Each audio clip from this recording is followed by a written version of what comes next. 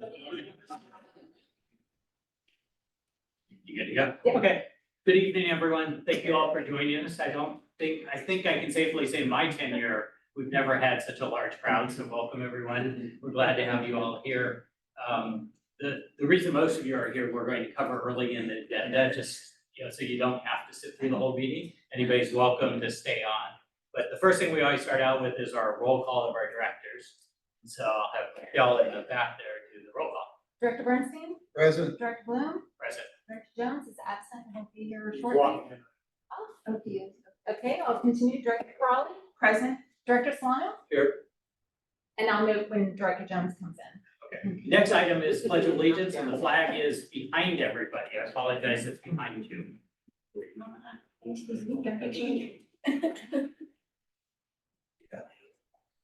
I pledge allegiance to the flag of the United States of America, and to the republic for which it stands, one nation, under God, indivisible, with liberty and justice for all.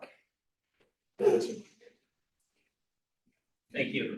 And then the next thing we do on the meeting, Robert Jones has joined us, our other director. Welcome, Robert. The other thing that we do is we do public comment. We have to take public comment at the beginning of the meeting. So we had one submitted in advance, and then I'll open it up in the room as well. I'd like to recognize Lynn Brownlett. It's for agenda item number one. It's for agenda item number 1. Okay, is there any public comment for anything that's not on the agenda? Okay, then we can move on, and topic number 1 is recognition of the bystanders, the CERT members, the professionals that all played the role in a terrific outcome in our community for a very precious little girl, and I'll hand it off to Chief Renzo. Thank you, Director Bloom and members of our board and everyone that's here. What a wonderful day it is to get to celebrate our community, a great outcome, just how much everything came together to make something work out so well. So really what I wanted to do was just acknowledge what happened, acknowledge why it happened, and recognize some people that were instrumental in Jules being here today. So I'm going to start with sharing an email that I received from Matt Menard. He was our battalion chief on the scene. So it's interesting, as I was reading it earlier, I kind of got choked up. So hopefully I don't. But it's just, for us as we go through our careers, all of us, whether we're dispatchers or police officers or bystanders who know CPR or firefighters, that's what we're here for, is to help the community and help people through sometimes what's just a terrible day. And so here's the email from Battalion Chief Menard, just kind of a description of what went on. Last night at 1840 hours, that's 6:40 for regular people in the evening, Engine 1, Squad 401, and Battalion 1 responded to a 6-year-old female in full arrest on Santa Monica Avenue, just down the street. Engine 1 arrived on scene with Captain Bragg, Taj Carpenter, Derek Sterling, and Cadet Gavin Zamora, followed shortly after by Captain Renner and Josh Whitmire on Squad 401. I arrived a couple minutes later. Arriving personnel found a pulseless and apneic patient, apneic meaning not breathing, on a trampoline with bystander CPR being performed. They quickly moved her to a nearby table and began their pediatric cardiac arrest protocols, with AMR arriving to assist. I watched and scribbled down some notes while our personnel performed exceptional patient care, working seamlessly and calmly as a high-functioning team. They performed quality CPR, delivered 2 shocks as the patient was in BFib, and administered 3 rounds of medication. The patient was transported to Stanford University Hospital Pediatric ED, Lucille Packard, with Renner, Whitmire, and Sterling riding in the ambulance. It's unusual to have 3 firefighter riders. En route, they got a blood pressure back and signs of spontaneous respirations. By the time we left the hospital, the patient had a good blood pressure, heart rate, and was headed in to get a CAT scan. So I want to go through and just acknowledge what happened. A lot of what Matt wrote about was what the first responders did. what I really want to acknowledge tonight is what our community did, right? When you see something happening and you act, whether it's being the person to call 911, being the person to recognize something is happening, being the person to initiate CPR, being the person that's gone through our CERT training or CPR training and being willing to act, is all of that is so incredibly critical in the survival of our patients, that early intervention, right? To start the heart beating manually and having oxygen be perfused throughout the entire body is so important in survivability, in making our jobs what they are. So what I really wanted to do was just acknowledge everybody in that continuum of care from, I think our first 911 caller was the party host and Jules' godmother, Valerie. Yes, thank you. We had, initially, while Valerie's calling, the way it works here, when you dial 911, it goes to Menlo PD dispatch. I don't know the name of the dispatcher in there. He or she quickly realized it was a medical call, transferred it over to our Public Safety Communication Center. In the meantime, they're dispatching their police officers who came. Robert Campos was one of our officers that was on scene, helping kind of restore calm to the chaos as we come into one of these scenes. While that was happening, and it was transferred over to Public Safety Dispatch, we had 3 individuals participate in the CPR process. We had Erica Bailey. Where are you, Erica? Awesome. Erica, you are one of our CERT members and had CPR training because of the CERT program. For anyone that's in here, you don't have to go through CERT to learn CPR. We do CPR classes all the time. It's so easy and so quick to learn these days because we do hands-only CPR without even having to breathe into somebody's mouth, and it's wonderful. While that was happening, we had Kristen Andruska, I said it right, helping with doing chest compressions. Kristen, are you a physician? Is that right? She's a neurologist. Yes. Perfect. When's the last time you did CPR? Besides Jules, probably been a long time. But, yeah. More than Thank 15 you. years. But it's that, again, what I talk about is that people were raising their hand and saying, I'm gonna do something to make a difference. Thank you. And then Jennifer Lynn also providing additional CPR support. Jennifer's not here tonight. That's right. One of her kids has a fever. Jennifer's a doctor, runs a medical center in San Mateo. Wow. You, a bad thing couldn't have happened in a better place, it seems like. There's our wonderful community there to help. I just, even though they're not present, just talking about how this all works as a giant team. We had our 911 dispatchers at our Public Safety Communication Center.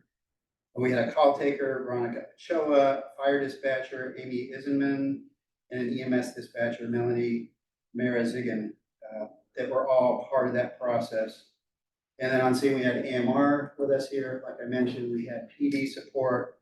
We had all of our fire first responders that showed up on scene and provided exceptional care. And then we also, as part of the beginning part of the process, we had our CPR instructors, 2 of whom are here tonight, George Miller and Mike Taylor. John Warren's not, but they are our CERT instructors and also our CPR instructors that just, like I said. And then finally, we had the amazing team at Stanford University Hospital. And it just goes to show you that it really takes a village for something wonderful like this to happen. So with that, I would just like to bring up, if I can have Erica and Kristen and Valerie come on. And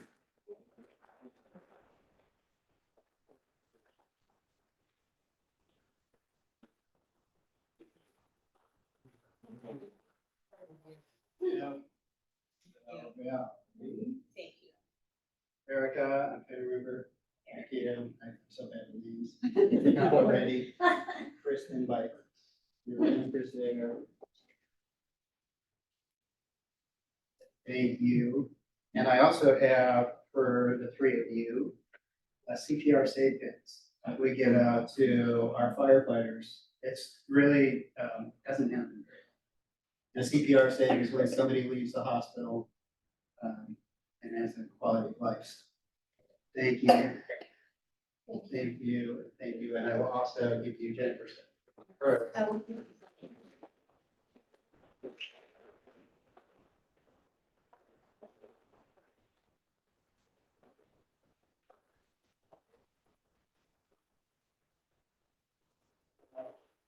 Thank you, I'm sure the certificates and things.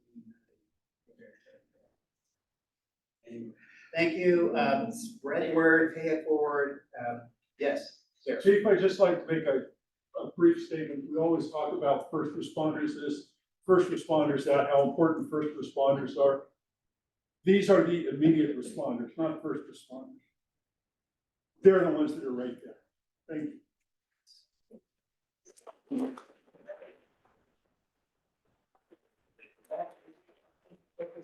I'm sure there's been public comment and board comments also. If you want to say something, please feel I free. would love to say a few words if I may, and I'll take Dr. Lynn's plaque and hymns home. So I'm Valerie Frederickson. I live on Santa Monica at 356.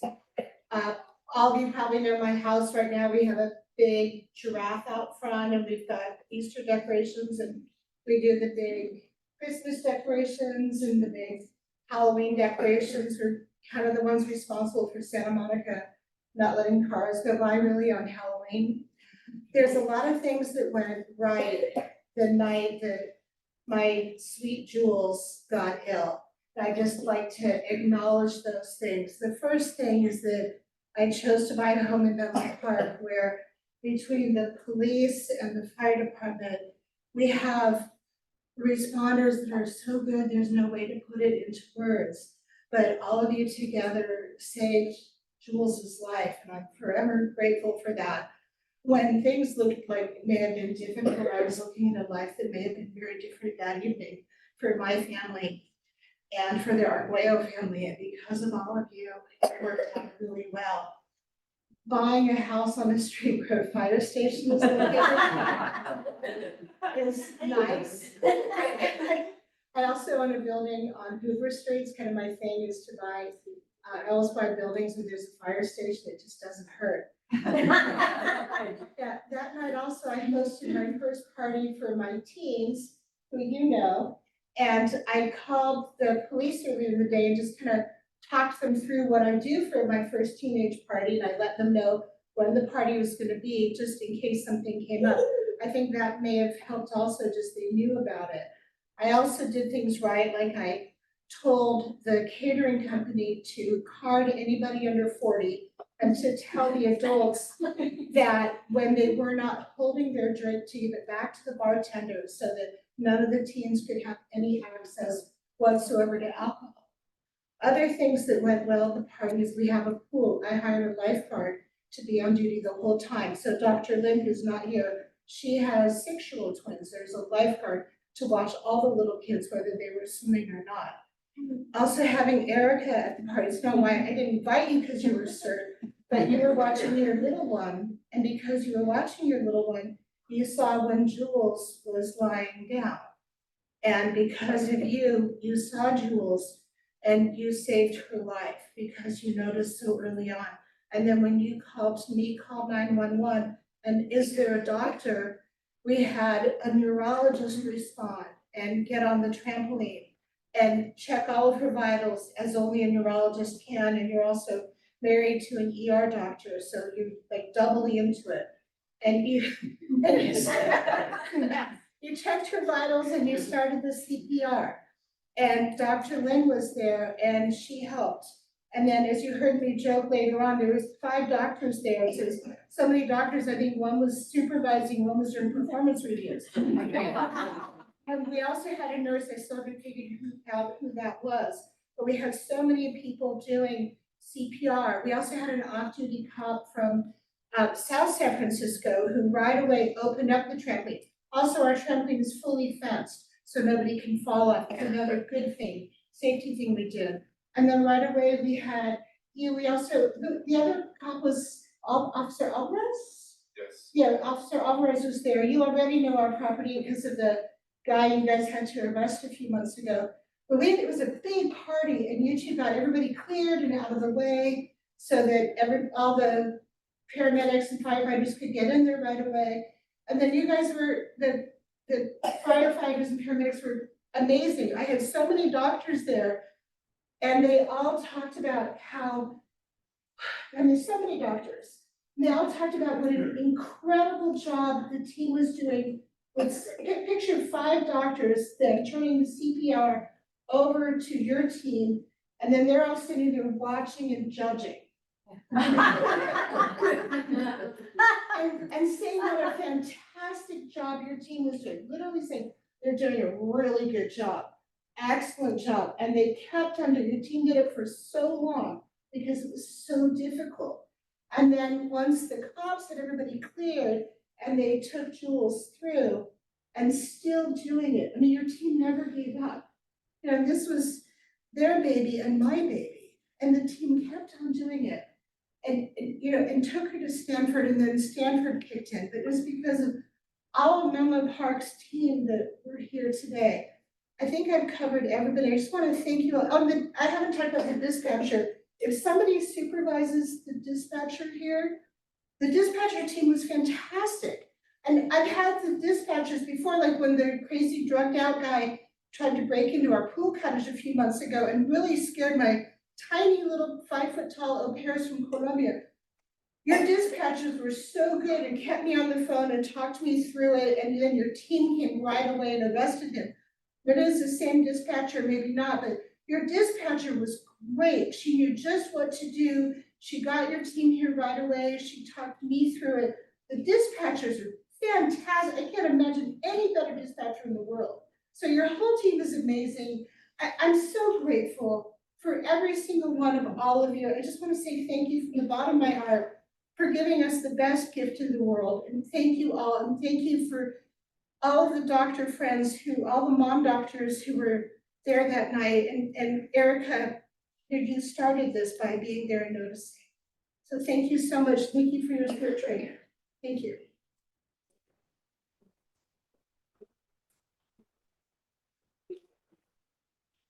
On behalf of the board, Mike, thanks for bringing us literally into the room. The way you described this is as though we were there, and it's terrific. So thank you so much for sharing with us. We do open it up at this point to public comment as well for others to make comments, and Lynn actually did submit the form, so we'll start with Lynn Bramlett, and then we'll open it up for anybody else's comment. Lynn? Thank you. I'm Lynn Bramlett. I'm the president of MPC Ready, which is a neighborhood level disaster preparedness organization. And, you know, we firmly believe in a whole of community approach to disaster preparedness. And this illustrates it tonight, working together. And I'm so grateful that the fire district, Heather Keller, you know, you organized this, you had people here. And clearly many people played a part. So as our Director of Emergency Management at San Mateo County likes to say, it's one team, one fight. And, you know, we're in it together, working together, we're accomplishing more, and so I'm grateful for that. And Erica is a much appreciated, much beloved member of our board, very actively helping. And if you want to see more of Erica, these are for her from us. She also is our featured speaker at our so on household preparedness for the first 72 hours, and that's just one of the many things she is doing to help our community, you know, in a volunteer way. So thank you, Erica, and this is from us.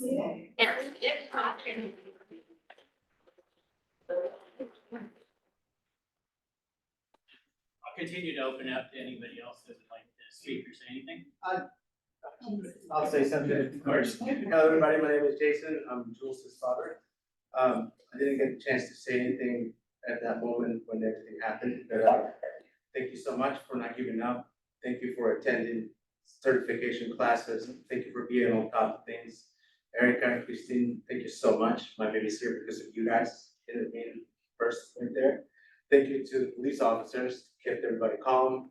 And yeah, I just want to say thank you all for letting me be here with my baby. Thank you.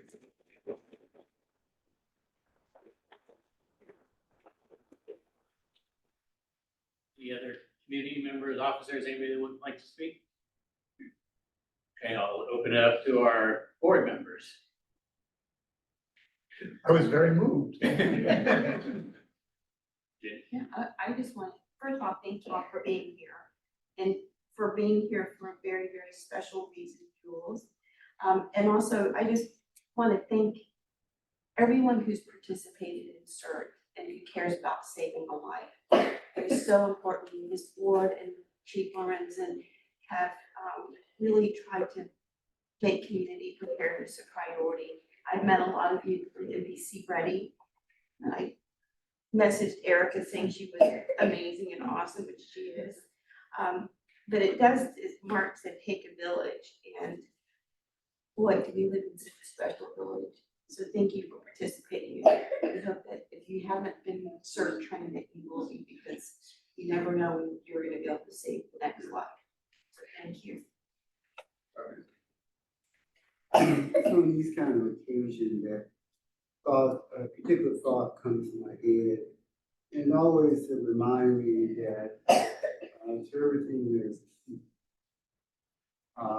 And sometimes we are faced with situations comes up where we oftentimes wonder why me, why now? But remember, there's always someone there. When you go through any kind of trial, you may not know who they were or are until later, but there's always someone there. So in this situation, I think it was a blessing and also the time for someone to be there to help your little one. So thank you. Thank you for the one that's for administering CPR. Thank you for the officers who was there keeping control. And thank you for all those who were surrounding her with a lot of love and care. Wow. You have certificates of recognition. Well, there should be hero awards. I mean, everyone that participated and that was there on the scene, including the first responders, are heroes. And thank you all for attending and supporting not only the family, but the first responders that also were on the scene too. Valerie can go back 100 years. That was but really, thank you all for attending, supporting this event. And I think as president, I get the last word. So, I actually had a number of notes that I had written down, and having listened to everybody, none of them need to be said. What needed to be said has really been said by everybody. The fire district as a board, as part of the fire district, we take immense pride in this kind of outcome, and we don't always get this outcome. So when we do, it's really worth celebrating. And as a first responder myself, I've seen so many times where bystanders did not step up, and they waited for somebody to show up to help. And in this particular case, so many people jumped in, and they used their skills, they used their knowledge, and the outcome couldn't be any better. And it's everyday citizens and everyday residents, whether you're a doctor, you're a plumber, you're a carpenter, and it doesn't really matter what trade you come from. It's that desire to help others. And I hope that in our community, this encourages a broad set of our community to go get CPR training. It's not a high bar anymore. I think Chief Lorenzen said that very well, that they've simplified it. They've made it pretty easy. And they've made it easy so that every common individual can participate in this exact same kind of outcome. But I can tell you what happens in those first few minutes is what makes all the difference. And then our incredibly well-trained staff, they show up and they take over and they continue the work that began before they got there. But if the work doesn't start before they got there, the outcome usually isn't the same. And so this is really a testament to the community members who stepped up. And, you know, on a personal basis, I want to thank you. I want to thank you on behalf of the fire district, all of you for stepping up, helping out.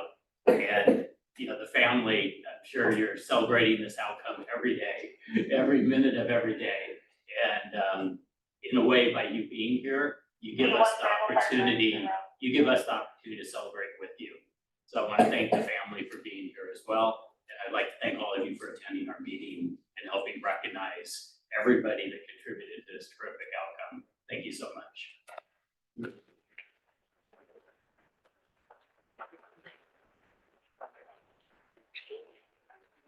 And unless there's any other public comment, I will close this topic on our agenda. And we'll pause for a few minutes here, and because I'm sure most of you don't want to sit here and listen to the business of the fire district. But you are welcome. You are welcome. Give you an opportunity. Okay, we're ready to go. Director Bernstein. Chief, I was just curious, I know that a couple of the firefighters rode to the hospital. Did AMR have a paramedic on the, They do, when it's a situation like that. no, I just wondered if that night. Oh, yes, they Okay, did. okay, And usually, they usually have at least one paramedic and who will ride in the back, and that's all hands on deck. That's really I just unusual. wondered- I've never seen 3 firefighter riders. that's why I was asking, I thought maybe they didn't have one. Okay, thank you. Okay. So we are on to, let's knock the table over. We are on to item number 2, report of the fire chief. I'm all out of words. We read your report, Mark.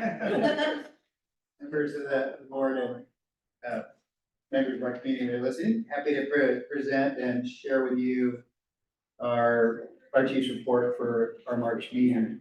Quick update on the Station 1 design project. I'm sure there'll be a little bit of a conversation of that from our facilities committee too, but that's just it's ongoing. I think our hope is to have something in front of the facilities committee within a month and a half, 2 months, and then to have some conversations with the board. In the meantime, we're continuing to work with the architect on some design options. And we also made a visit to Coastside Fire Department just to look at their training tower out there, get some perspective and in comparison with our visit to San Jose Fire Department's training tower. Recruitment and hiring update. Mechanic recruitment, we have a new employee, Hector, starting with us on April 1st as a fire equipment mechanic. Excited to bring Hector into our family. Fire prevention recruitment, we have Carlos who started. We had a new offer just go out for our second fire prevention officer, and that individual is in backgrounds. Hoping to bring her on soon as we are complete with backgrounds. Other items to update you on.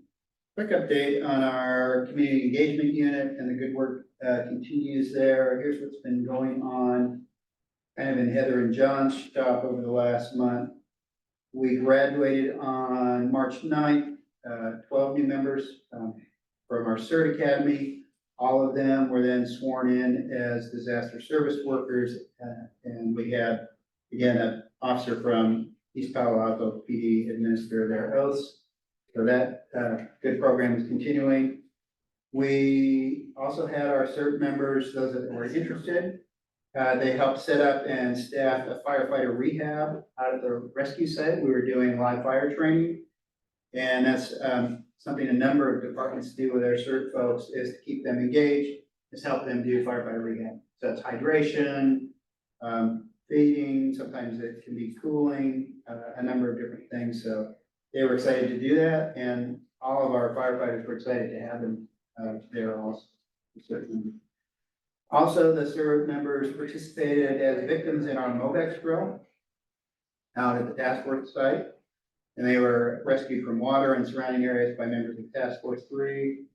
We taught a number of classes, Stop the Bleed class to Menlo College RAs, the resident assistants, CPR AED class to employees at a local business, and another CPR AED first aid class to the security team at the Four Seasons Hotel, and a Red Cross Ready class in Spanish and English at the East Palo Alto Seniors. Moving on just to that bullet point on the data and analytics. Michelle should have provided you with our most recent copy of our data and analytics. I would say it is getting close to being what we had desired. Still continues to be a work in progress. Much easier to read. Table of contents has got an infograph initially in there, so it can explain to the public what all of the processes are, visually, that we're measuring. And then we have our most important graphs, the ones that we're interested really in measuring are the first, 3, 4, 5, 6, and then we have appendices. These are additional graphs that are component parts of the first 6 tables and graphs that we put in an appendix, just, in case the readers have interest in that. For us, it's useful, but those are the most important ones for us right now. Happy if you just want to give me feedback or have questions for me, feel free to reach out. Happy to answer those questions.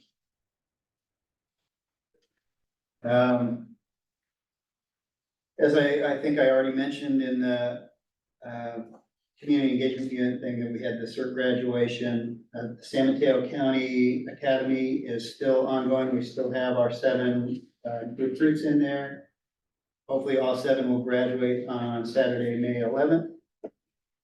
Retiree lunch, this is a quarterly lunch. Chief Coyle and I attended at Perry's Hot Brow with probably about, 16 retirees. That was on March 4th. Always good to see our retired members of our family and bring them up to date on the happenings in the fire district.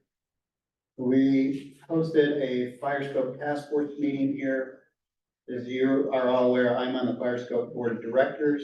Chief Coyle is on the task force, and they're the ones that do a good amount of the work that gets pushed up to the board level for decisions. So we hosted 2 days here. We had the MOBEX drill. That was on March 3rd and 4th out at the rescue site. Broad participation from our task force members as well as Task Force 4, the Oakland Task Force. What does MOBEX mean? Ooh, Bertie, do you know what it stands for? Mobilization exercise. Then we also had a fire marshal safety pop-up. This is an ongoing community outreach program. This one was over at the Pete's Coffee on Santa Cruz.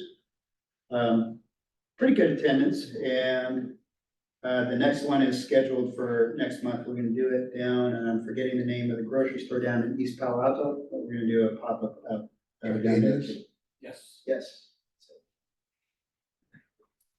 The strategic plan we're working on finalizing the contract with AP Triton, and then we'll be working on a timeline and moving forward on that.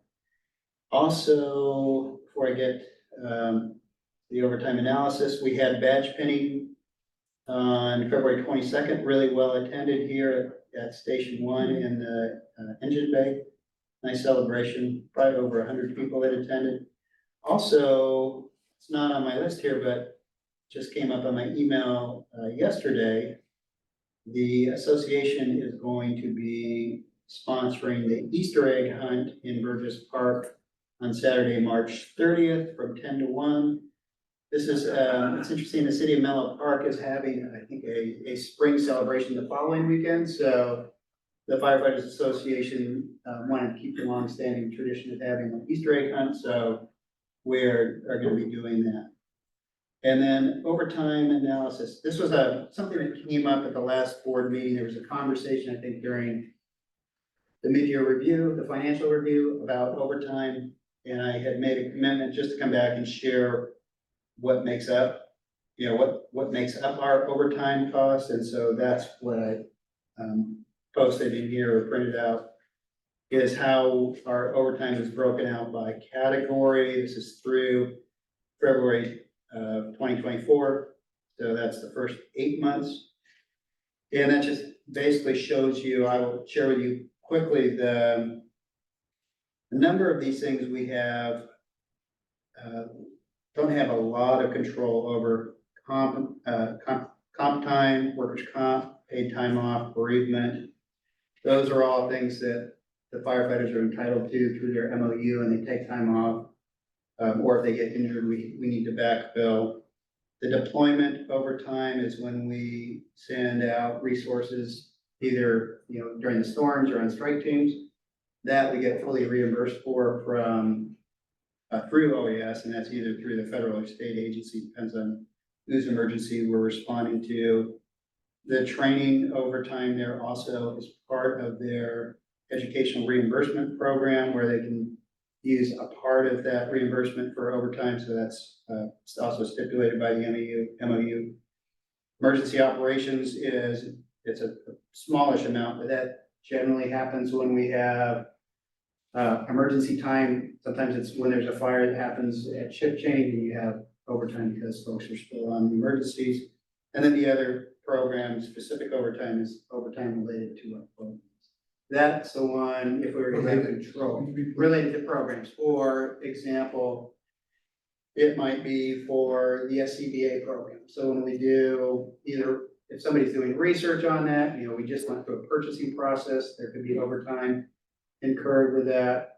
They might go to a conference or go do something related to that. It could be the heavy rescue program.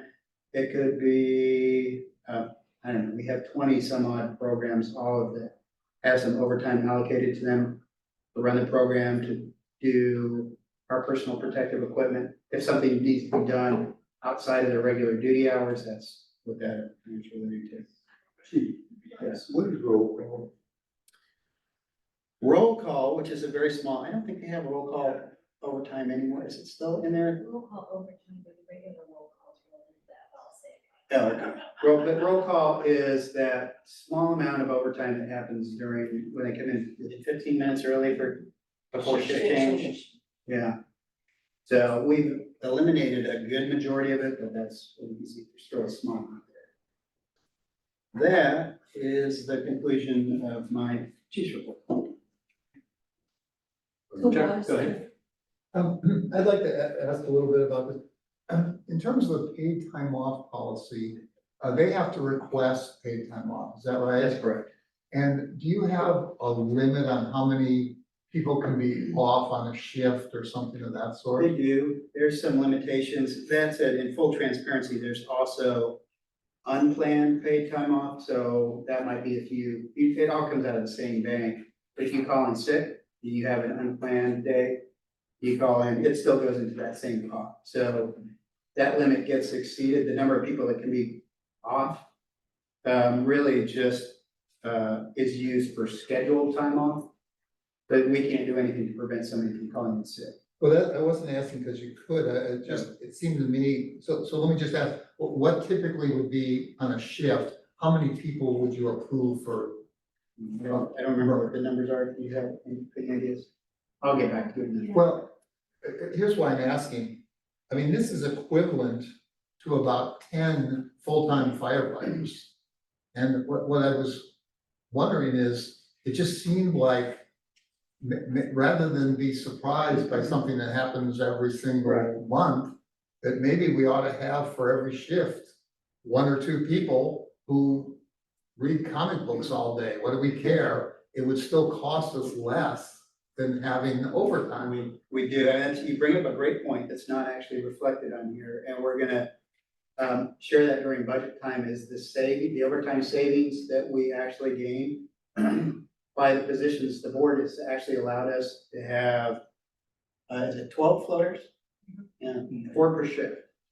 So, and each one of those bodies, with the 7 that we have in the academy, we'll have all 12 of those floater positions filled. And each one of those positions should save us about 2,500 hours per year in overtime. And just roughly, that's about $250,000 per person that we hire. So it wouldn't just have to be paid time off, that would apply to training or emergency operations or bereavement or any of those things. we are, what we're trying to do is,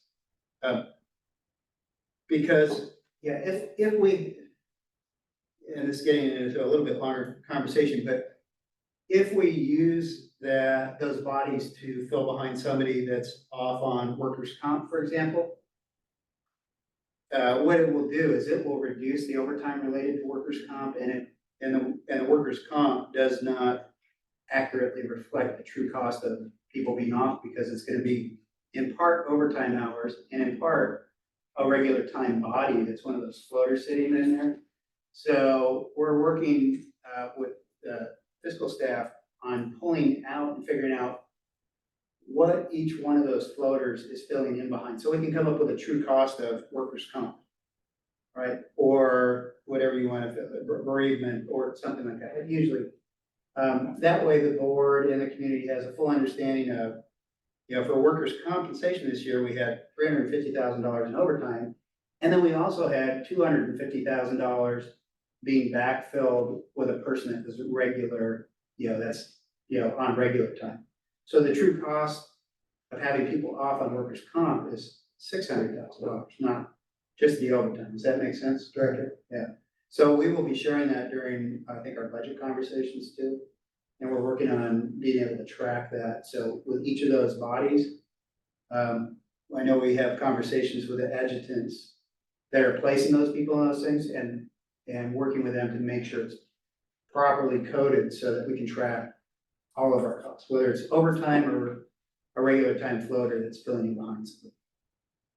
It would be great to see that report, because I think the public perception and the suspicion without proof is that overtime is really a gift to people, and that people are just, the VCs are passing this out as kind of a little boost in compensation. But it is interesting, and I use the round number of about $100 an hour for value, but when we have all 12 of those floater positions filled, it should in theory reduce our overtime by $3 million a year. Offset by the cost to the Sure, floaters. it's So, it probably. it's not free, it's. No, in fact, like with benefits, it costs us a little bit more. Right. Right, so it doesn't save us money, in fact, probably costs us a little bit more, but it's that balance. There's work-life balance associated with overtime, but yes. Can I just ask, just to follow up, when you said it cost more, is that because, clearly overtime there's a 50% penalty on top of the regular time. Are you saying like the cost of benefits and those things eat up that 50%? Yeah, overtime is basically time and a half plus workers' comp is if we didn't hire an extra body, that's what we pay to fill that vacancy. And if we hire a person, it's the base salary plus all the benefits, which I don't know what, it's usually more than that. About 160%, time and a half plus workers' comp is at least 160%. A fully benefited position, not sure with Pepper, but is at least that much money. Okay, thank you. Sure. Yeah, I think sometimes it's hard for people to come out of the corporate world to fully appreciate what it takes to staff a fire agency. You don't have the flexibility to say, well, we just won't have that person today. And then you get into the specialty skills of a battalion chief or a captain or a paramedic. And it's not always obvious that your floaters can't necessarily become a paramedic that day. Right. You'll have to have a paramedic for overtime. And so a lot of the flexibility is not there. Other director questions or comments on the chief's report overall? I just have a quick question. I know you asked us to talk with you offline, but I can't get the number out of my head. And I just need to hear if you know a little bit about what's going on. And it's really is on this report, page 5, and I looked up the service total by year in the service area. And I noticed it seemed like an explosion, maybe not, in the unincorporated area of Redwood City. Do you have any idea what's? That is a great appropriate question, because I asked the same question this morning on Revised. So it's not normal that when you look in the unincorporated area, that it more than doubled over the year. So it is possible, and part of this is as we're massaging the data. I think part of this is we moved from a reporting system, I think it was Firehouse to, I'm not remembering it, and it might have affected the data. But we're digging into the numbers and I'll have a better answer for you as to why there's that big jump, because it doesn't make sense. It's kind of out of whack. Yes. Virginia? So this the fire marshal pop-up, I have to say, I'm seeing all of the little social media posts on it, and I think it's really cute, and, I hope that you're getting your response, and I wanted to thank John, and I think Amadee has been doing this with you, so. I mean, what is the feedback that you've gotten from? Right now, it's just reconnecting out in the community. We started it just before COVID and then COVID hit. Yeah. So right now, it's just, I'm gonna say it's good training for Amandeep being brand new. Yeah, And so she's getting out in the communities and we're trying to see what the community feedback is and what's receptive and looking at different crowds. So, right now, I mean, we had the media came out, actually, the last one, grabbed some pictures, and then it's been really one-on-one conversations, so. It's a learning process for us too right now to see what the community grabs, times, locations. well, thanks for doing it. Rob? I have no questions, thank you. Chuck, you? I have one more, Chief. I asked last week and nobody knew, and I don't know if you have an answer this week, but it's relevant to the overtime. In the mid-year report, it showed that, and I don't remember the numbers exactly, but it showed that at mid-year, we had maybe 3.8 million spent in overtime. But at the end of the year, there was gonna be less than that. And I was asking how that could be, or was that an error, or what was going on? I don't know if you had a chance to look into it or part of this overtime at If all. you remember the conversation, I did not look into it and I don't want to put anyone else on the spot, but I'll get an answer for you at next week's meeting. I would like to know what happened there, thank you. It's the mid-year report, and it's the analysis of the overtime. Yeah, the projected number was less than the actual year-to-date, I think. Exactly. Yeah, we're fine. Thank you. And then just kind of a personal comment, and I just want to thank the chief and the staff for the commitment to deliver us data. You know, and having come out of the business of dealing with data, I also know that it's not the easiest task. It looks easy to look at a report and say, well, here's a bunch of data. But I know how much work it takes to actually generate these kind of reports. I would also, just from my own experience, kind of counsel the entire board to, you know, watch these reports over a few months before you start drawing conclusions, because typically what happens is the accuracy of the reports improve dramatically once you start producing them and questions start coming up and everything else.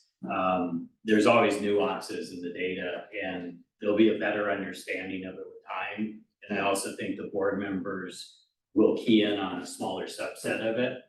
I think the chief did a really nice job in the report of, you know, trying to highlight the key data and then moving everything else to an appendix so that people don't get lost in the sea of data and can actually, you know, find out real information from it. But in particular, it's great. I mean, I appreciate the commitment to deliver us data.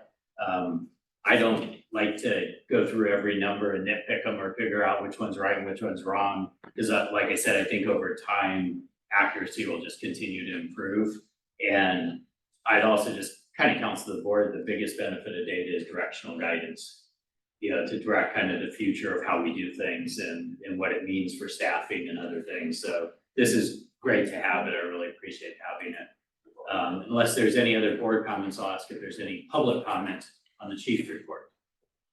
None on the web, none in the room. Okay, then we can move on with the agenda and get recalibrated to the agenda page. So first thing up is the consent calendar, and there's 4 items on there, and I'd like to make a motion to approve the consent calendar. is there a second or I'll second. then Chuck? Yeah, I wanted to pull off number 6, please. And then you want to revise my motion? Revise your motion, thank you. That was what number, Justin? 6. Six, okay. I'd like to approve 3, 4, and 5. I'll second that. Any discussion on approving 3 through 5? You want a roll call, or you want to just do all in favor? We'll just do it all. So we can vote all those in. No, we kind of decided we don't need to do the roll call if we'll reflect the, I'll respond now with what the vote was. Okay. So all in favor of the motion? Aye. Anybody against the motion? Okay, so unanimous approval of the motion to accept 3 through 5. And then we can move on to item number 6, which is the minutes. And Chuck, you were had the request to pull that. No, that was the change of the meeting date. Oh, the meeting date, I'm sorry, Yeah. looking at the right, I circled the right one. I mean, I would like to know more about this. It's one of these things where, I mean, I make a commitment to come to the meetings on certain days, and then I feel free to make things on other days, and I made a commitment to celebrate my sister's birthday on the 9th. And now I find out with less than a month of notice that the meeting's gonna change, and I'm just wondering why that is. It doesn't seem reasonable. So the actual move of this particular meeting was at my request. I have a speaking engagement that puts me in Las Vegas for artificial intelligence conference, research and rescue that I'm speaking at. And so I had a conflict that arose based on a convention that I'm speaking at. And so it was my request to readjust the schedule if we could do that.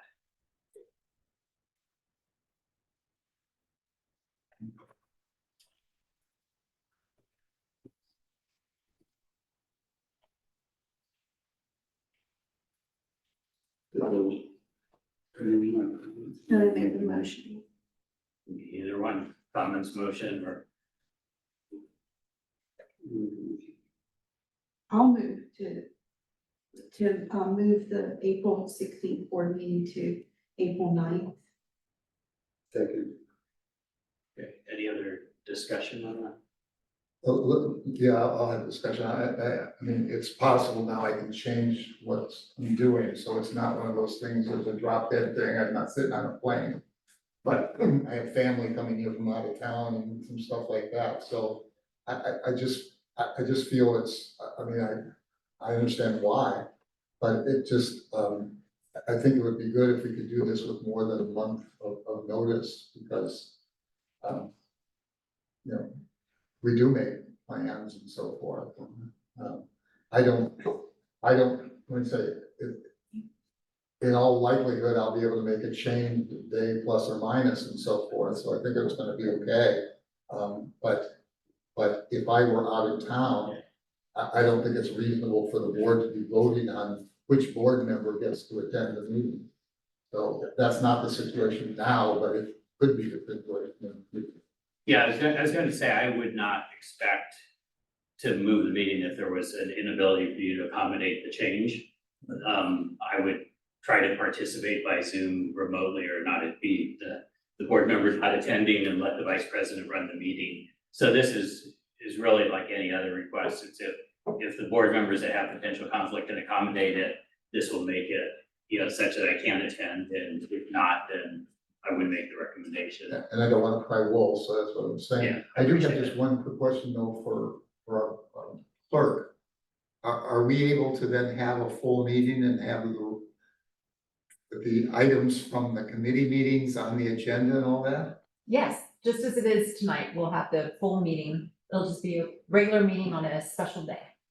Okay, but sometimes I didn't know if there was enough time between the committee meetings and this to do that. It's gonna be tight, so staff, everybody get your reports in quick. But yeah, we'll make it happen. The committee meeting would still be occurring before the board meeting as regularly scheduled.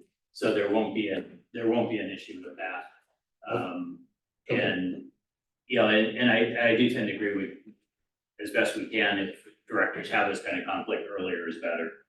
And so, you know, as far as notice, Are we allowed to bring this up, and maybe this is a question for our council, are we allowed to bring up a change in the meeting date outside of the meeting itself? So in terms of In other words, could we have sent out a notice 2 weeks ago about this potential change or something? Or does it have to be agendized for tonight only? So the only way that I think that that would have been permitted under the Brown Act is that a quorum of the board may get together to effectively call a special meeting, and if that's what the process is, then that's how it would be permitted under the Brown Act, but I think this process conforms to the board's policy and to its rules, so I think this is I the, didn't mean that, I was just wondering, how could we do this 2 weeks ago and be legal? That's really what I'm asking. so I think to do it 2 weeks ago and to be legal, it's, like I said, I think to either call a special meeting, otherwise it'd have to be deferred to the discussion on at the board meeting. Get a clarification, Nicole, you mentioned about the Brown Act being compliant with those, what is that? I mean, what does that say about changing the meetings? Sure, so I can pull it up if you'd like, but essentially what it says is that a quorum of the board can get together to call a special meeting, so a meeting that only requires 24 hours notice, as opposed to a regular meeting, which is established by, in this case, the board's bylaws and manual. So what's not permitted really is the board to get together offline and have a separate discussion outside of a notice public meeting about things like this related to the board's business. So that's the nuance I'm trying to draw here. It's a little bit of a distinction, but I think, for all intents and purposes, we're talking about a regular meeting date that's being moved, and this is the appropriate and legal way to do it. It was 30-day interval that we got here, I mean, between now and then is within that time limit, acceptable time limit. Absolutely, But Yeah, we've moved meetings before, because we moved the one at the week of Thanksgiving, I believe it was, I changed, we moved it up a week, so we have moved meetings in the past, but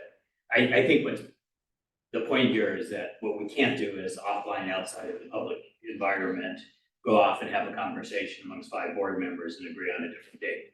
Well, that's because That has to be agenda- done in a public meeting. agenda items, discussion of agenda is exempted from the Brown Act. But I don't know if that includes the date of the meeting. discussion of agenda items is exempted and. Exactly, agenda items can be discussed. They're not part of, they're excluded from Brown Act consideration. You can talk about it in the agenda. So in terms of the way it works, right, is that less than a quorum of the board, so for example, the president and the vice president could get together to discuss agenda items, but you wouldn't want a quorum of the board getting together to discuss. Right, but I'm saying agenda that, and I'm wondering if part of that could be the date of the meeting also. Only in the context of any other agenda setting, again, not a quorum of the board, so that's the piece that I think might be different. I'm having Maybe we're trouble. saying 2 different things. But our president have sent out a notice 2 weeks ago and said, I'd like to change the meeting date. I think the issue there is that likely would have led to a serial meeting, and that's why that wouldn't have been permitted under the Brown Act, because then someone would have said, oh, I can't make it, and another person would have said, well, that works fine for me, and then you have a serial meeting to be able to. Okay, thank you. Okay, so I think we had a motion and a second, so all in favor of moving the April 16th board meeting to April 9th? All Aye. in favor? Aye. Anybody against? Okay, so unanimous that we'll move the meeting to April 9th. Thank you for that accommodation, I appreciate it. Las Vegas, for what it's worth, is one of my least favorite places to go, but What stage there? speaking at 2 different conferences, so do appreciate it. We now have a presentation discussion on, or actually any public comments on the consent calendar before I move on. No public comments on it. Okay, so we can move on to the presentation discussion options to manage the CalPERS unfunded accrued liability, something that was discussed in the finance committee. And I don't know if we have an outside speaker, is that you, Elaine? Yeah, so before I turn it over to Ira from Colorado, I'll just have a short recap. So basically last board meeting, we actually discussed the pension basics and where we're at currently with our district pension plans. So the next steps now really is basically just to discuss, our options and approaches to, manage our unfunded liability. So basically, this presentation is what it's all about. So this was presented, to the finance committee meeting. And we do have, a recommendation at the end of the presentation as well. So without further ado, I'll turn it over to Ira for the presentation. All right. Can you all hear me? Yes, And can you see the PowerPoint up on some screen somewhere? yes, we can. Okay, so as Elaine said, this is basically a follow-up to the discussion that we had last month, talking about the funded position of the. Michelle, can you turn up the volume a little bit for us? Possible. I think I'm the only one straining to hear. Hold on a second, I will try to get the volume increased. You want me to speak in all caps? There we go. I think combination. Yes, speaking all caps. Thank you. You're good to go. Okay, so just a quick recap of hold on, let me put it in this version. There, pulling up more of the screen. Quick recap of what we talked about last time, which is basically the district has an unfunded liability of about 52 million as of projected to be as of June 30, 2023. It's going to stay relatively steady and then slowly come down. Projected to get paid off by about 2037. You can see that from the funded percentage here, you're 80-something% funded, which is, again, better than most agencies throughout California. Projected to go up to 100. The big issue, though, is that your contributions, and this is a graph of your contributions, the normal cost in orange again, unfunded liability in purple. Unfunded liability largely got created by the big investment loss in 2022, along with higher cost of living adjustments to retirees due to inflation. And it's projected to increase dramatically from about 2 million a year up to about 6 million a year over the next 7 years. So to deal with that, we talked about addressing unfunded liability and doing something about the unfunded liability, mostly because most of your increase in contributions is due to payments towards unfunded liability. Unfunded liability is effective a loan from CalPERS, and they're loaning you the money at a 6.8% interest rate. And if you do pay off the unfunded liability, lower unfunded liability means lower contributions. So, and we looked at this a couple different ways. I'm going to skip through some of these just because it's already 8 o'clock, and we can always go back if you have questions about them. The district has been making additional contributions to CalPERS on a regular basis for the last almost 15 years. And this is a history of the additional contributions that you have made to CalPERS. Over the last few years, you've made $62 million of additional contributions. This is why you are one of the better funded agencies in CalPERS right now. The additional contributions the last few years have been, sorry, skipped ahead. Nope, go back. Let's try this again. Have been coming down a little bit from, it was 8.4 million in 2021, dropped down to 4.7 million in 21-22, and then down to about 3 million in 22-23. But again, consistently making these additional contributions. So we looked at two potential approaches to getting your plan funded up to 100% faster. First approach is called a fresh start. What a fresh start basically is it takes all the different amortization bases, and each year when actual experience at CalPERS is different than what they assumed, a new unfunded liability gets created, and it gets spread out over a new 20-year period. So what a fresh start is taking all the amortization bases that you have, combining them all together, and paying them off over a shorter amortization period. You can think of it something similar to taking all of the credit card debt that you have from all your different credit cards, pulling it together, and getting like some sort of loan that pays it off over some period. There are basically two types of fresh starts. There are the actual fresh starts where you do it through CalPERS and lock in the amount. It creates a new schedule of payments. This is great for agencies that aren't sure they have the discipline to keep doing this. So once you do it, it cannot be reversed, and it locks future budgets into the new payment schedule. The second type of fresh start is a virtual fresh start. Basically, calculating the payments will be made under the actual fresh start, making those payments, and then so it's similar to getting a 30-year mortgage on your home, but knowing how much the payments were for a 15-year mortgage and making the payments at the level of the 15-year mortgage to pay off your mortgage faster. If you do that, it's done at 15 years.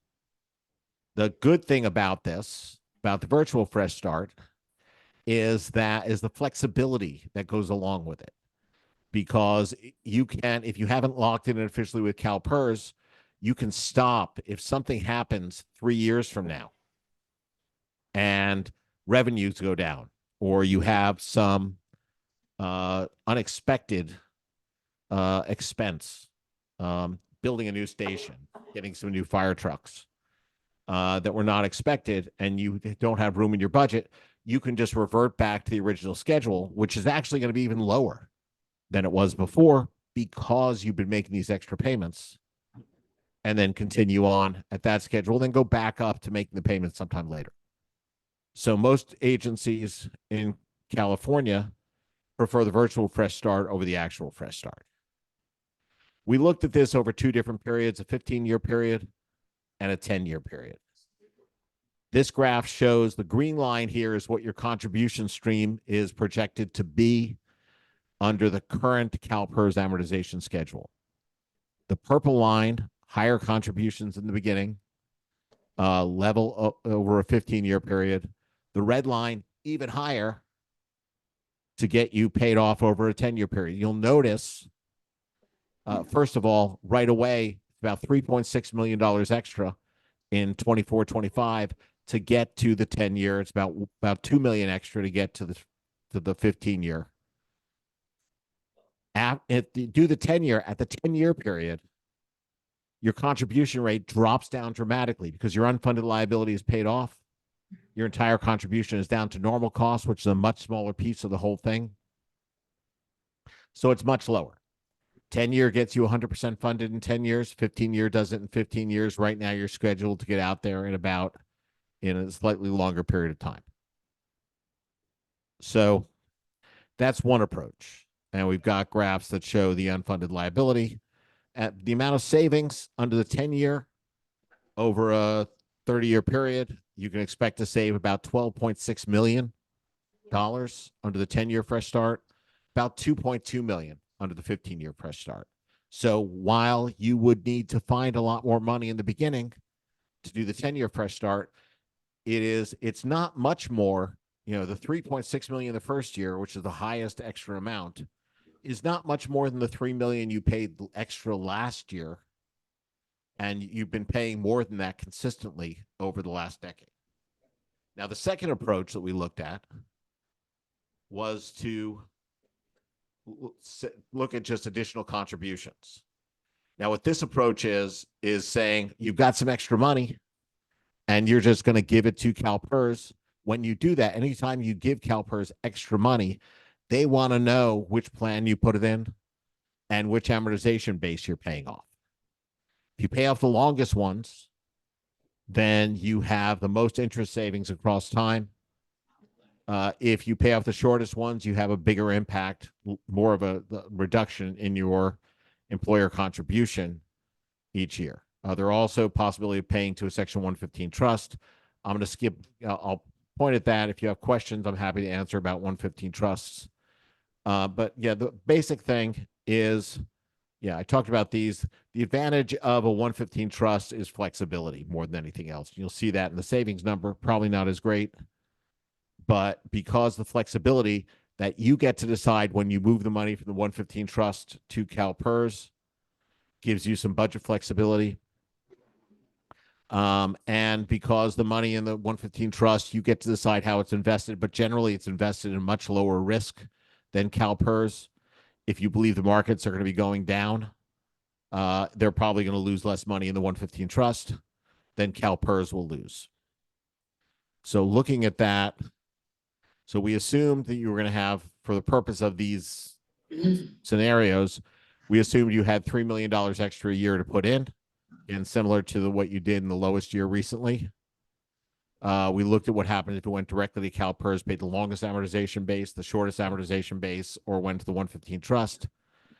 In terms of contributions, the money going to the trust in pink is the highest because if the money's in the 115 trust, CalPERS doesn't have it. So they don't lower your contribution. We assumed that when the combination of the money in the 115 trust and the money in CalPERS was enough to get you to 100% funded, you'd move it all to CalPERS. And that's why this fuchsia line drops dramatically and because you're getting to 100% funded the fastest. Next fastest is paying off, the longest amortization basis and then the shortest amortization basis.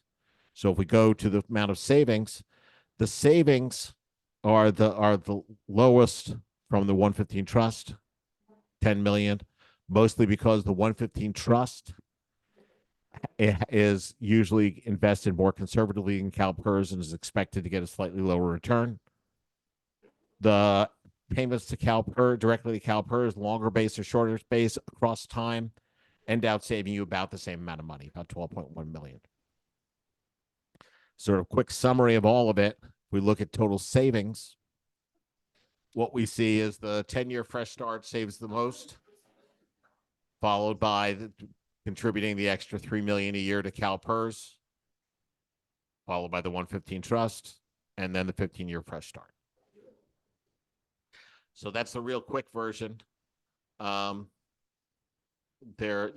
spent a lot more time talking about this with the subcommittee and with the finance committee. And I think I'm happy to answer questions, or you may want to have the committee members or your staff talk about their recommendations and their thoughts.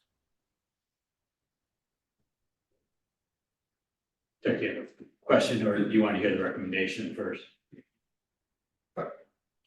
Well, it's up to you, but I have about 4 questions I'd like to ask. Okay. Why don't we just, for process, hear the recommendation, and then we'll take questions? Okay.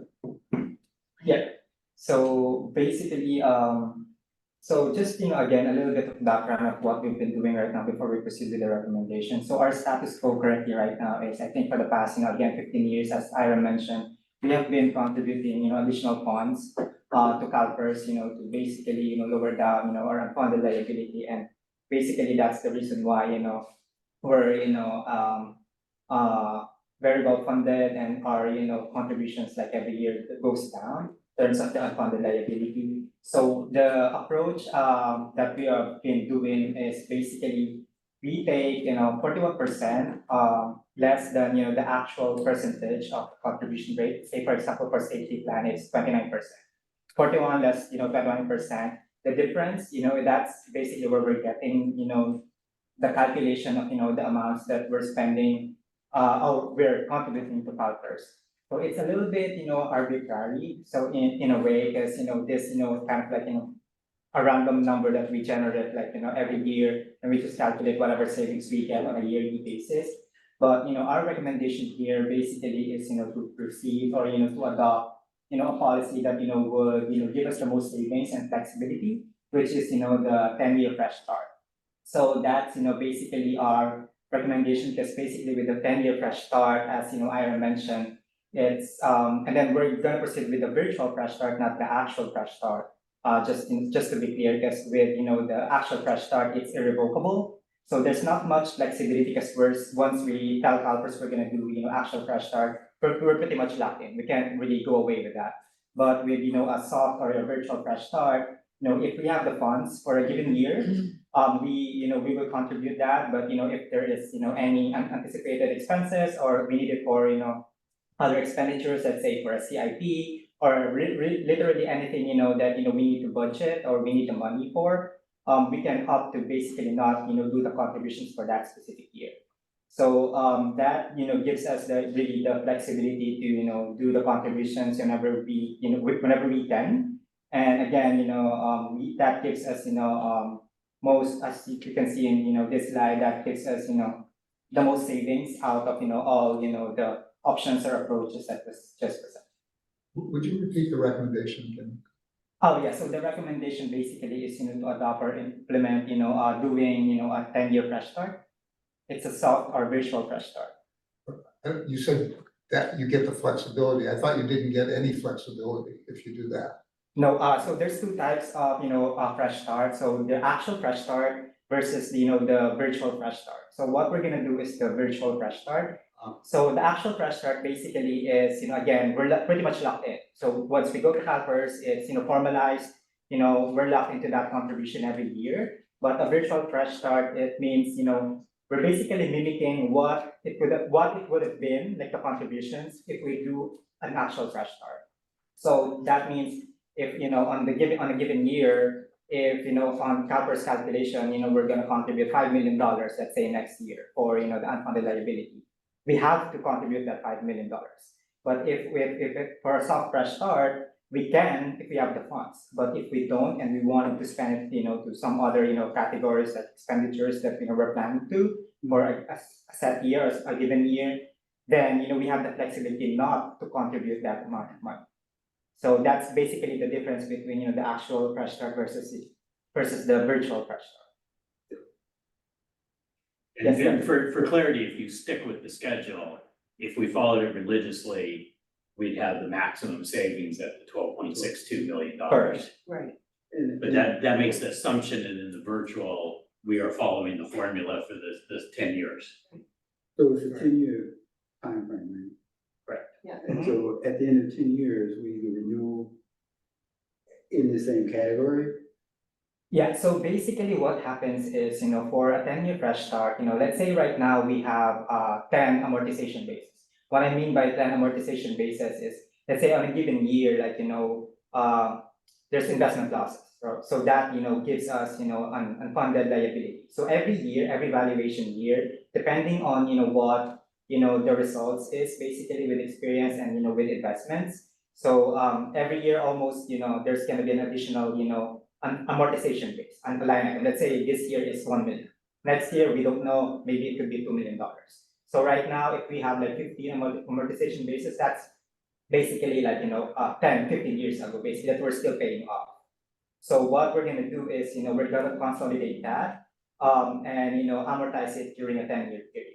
But every year, again, as I've mentioned, is, there could be a possibility that there's gonna be, a new amortization basis, a new unfunded liability. So that's, it's either we roll it into, another 10-year, or we just keep it separate. So that's, that's a different kind of like story that's gonna be part of the discussion within the policy itself. But in reality, in essence, if we're gonna be religious with, implementing this, every year, if there's an unfunded liability, whether it's a negative or a positive, we roll it in. So the calculation will basically, change every year as well. And I think just one last part direction. In terms of and my mind is stuck on that, but I'm also stuck with our facilities in terms of cash that we're gonna need at a certain period of time to finish up the project. And how, I'm trying to understand how they intersect at some point, or if they do. When you're, I don't know, I haven't seen all the numbers yet, so it's kind of hard to say where, if there's an intersection that we need to. Kind of a philosophical discussion, I think. When you, and this is really my personal opinion here, when you're looking at what we've been doing over the course of the last 15 years with trying to fund our unfunded liability, feels like the prudent thing to do is that should be at the front of the line when it comes to our budgeting and making those funding decisions and commitments. And then we can figure out after that what we can afford or what we might need to finance with our CIP.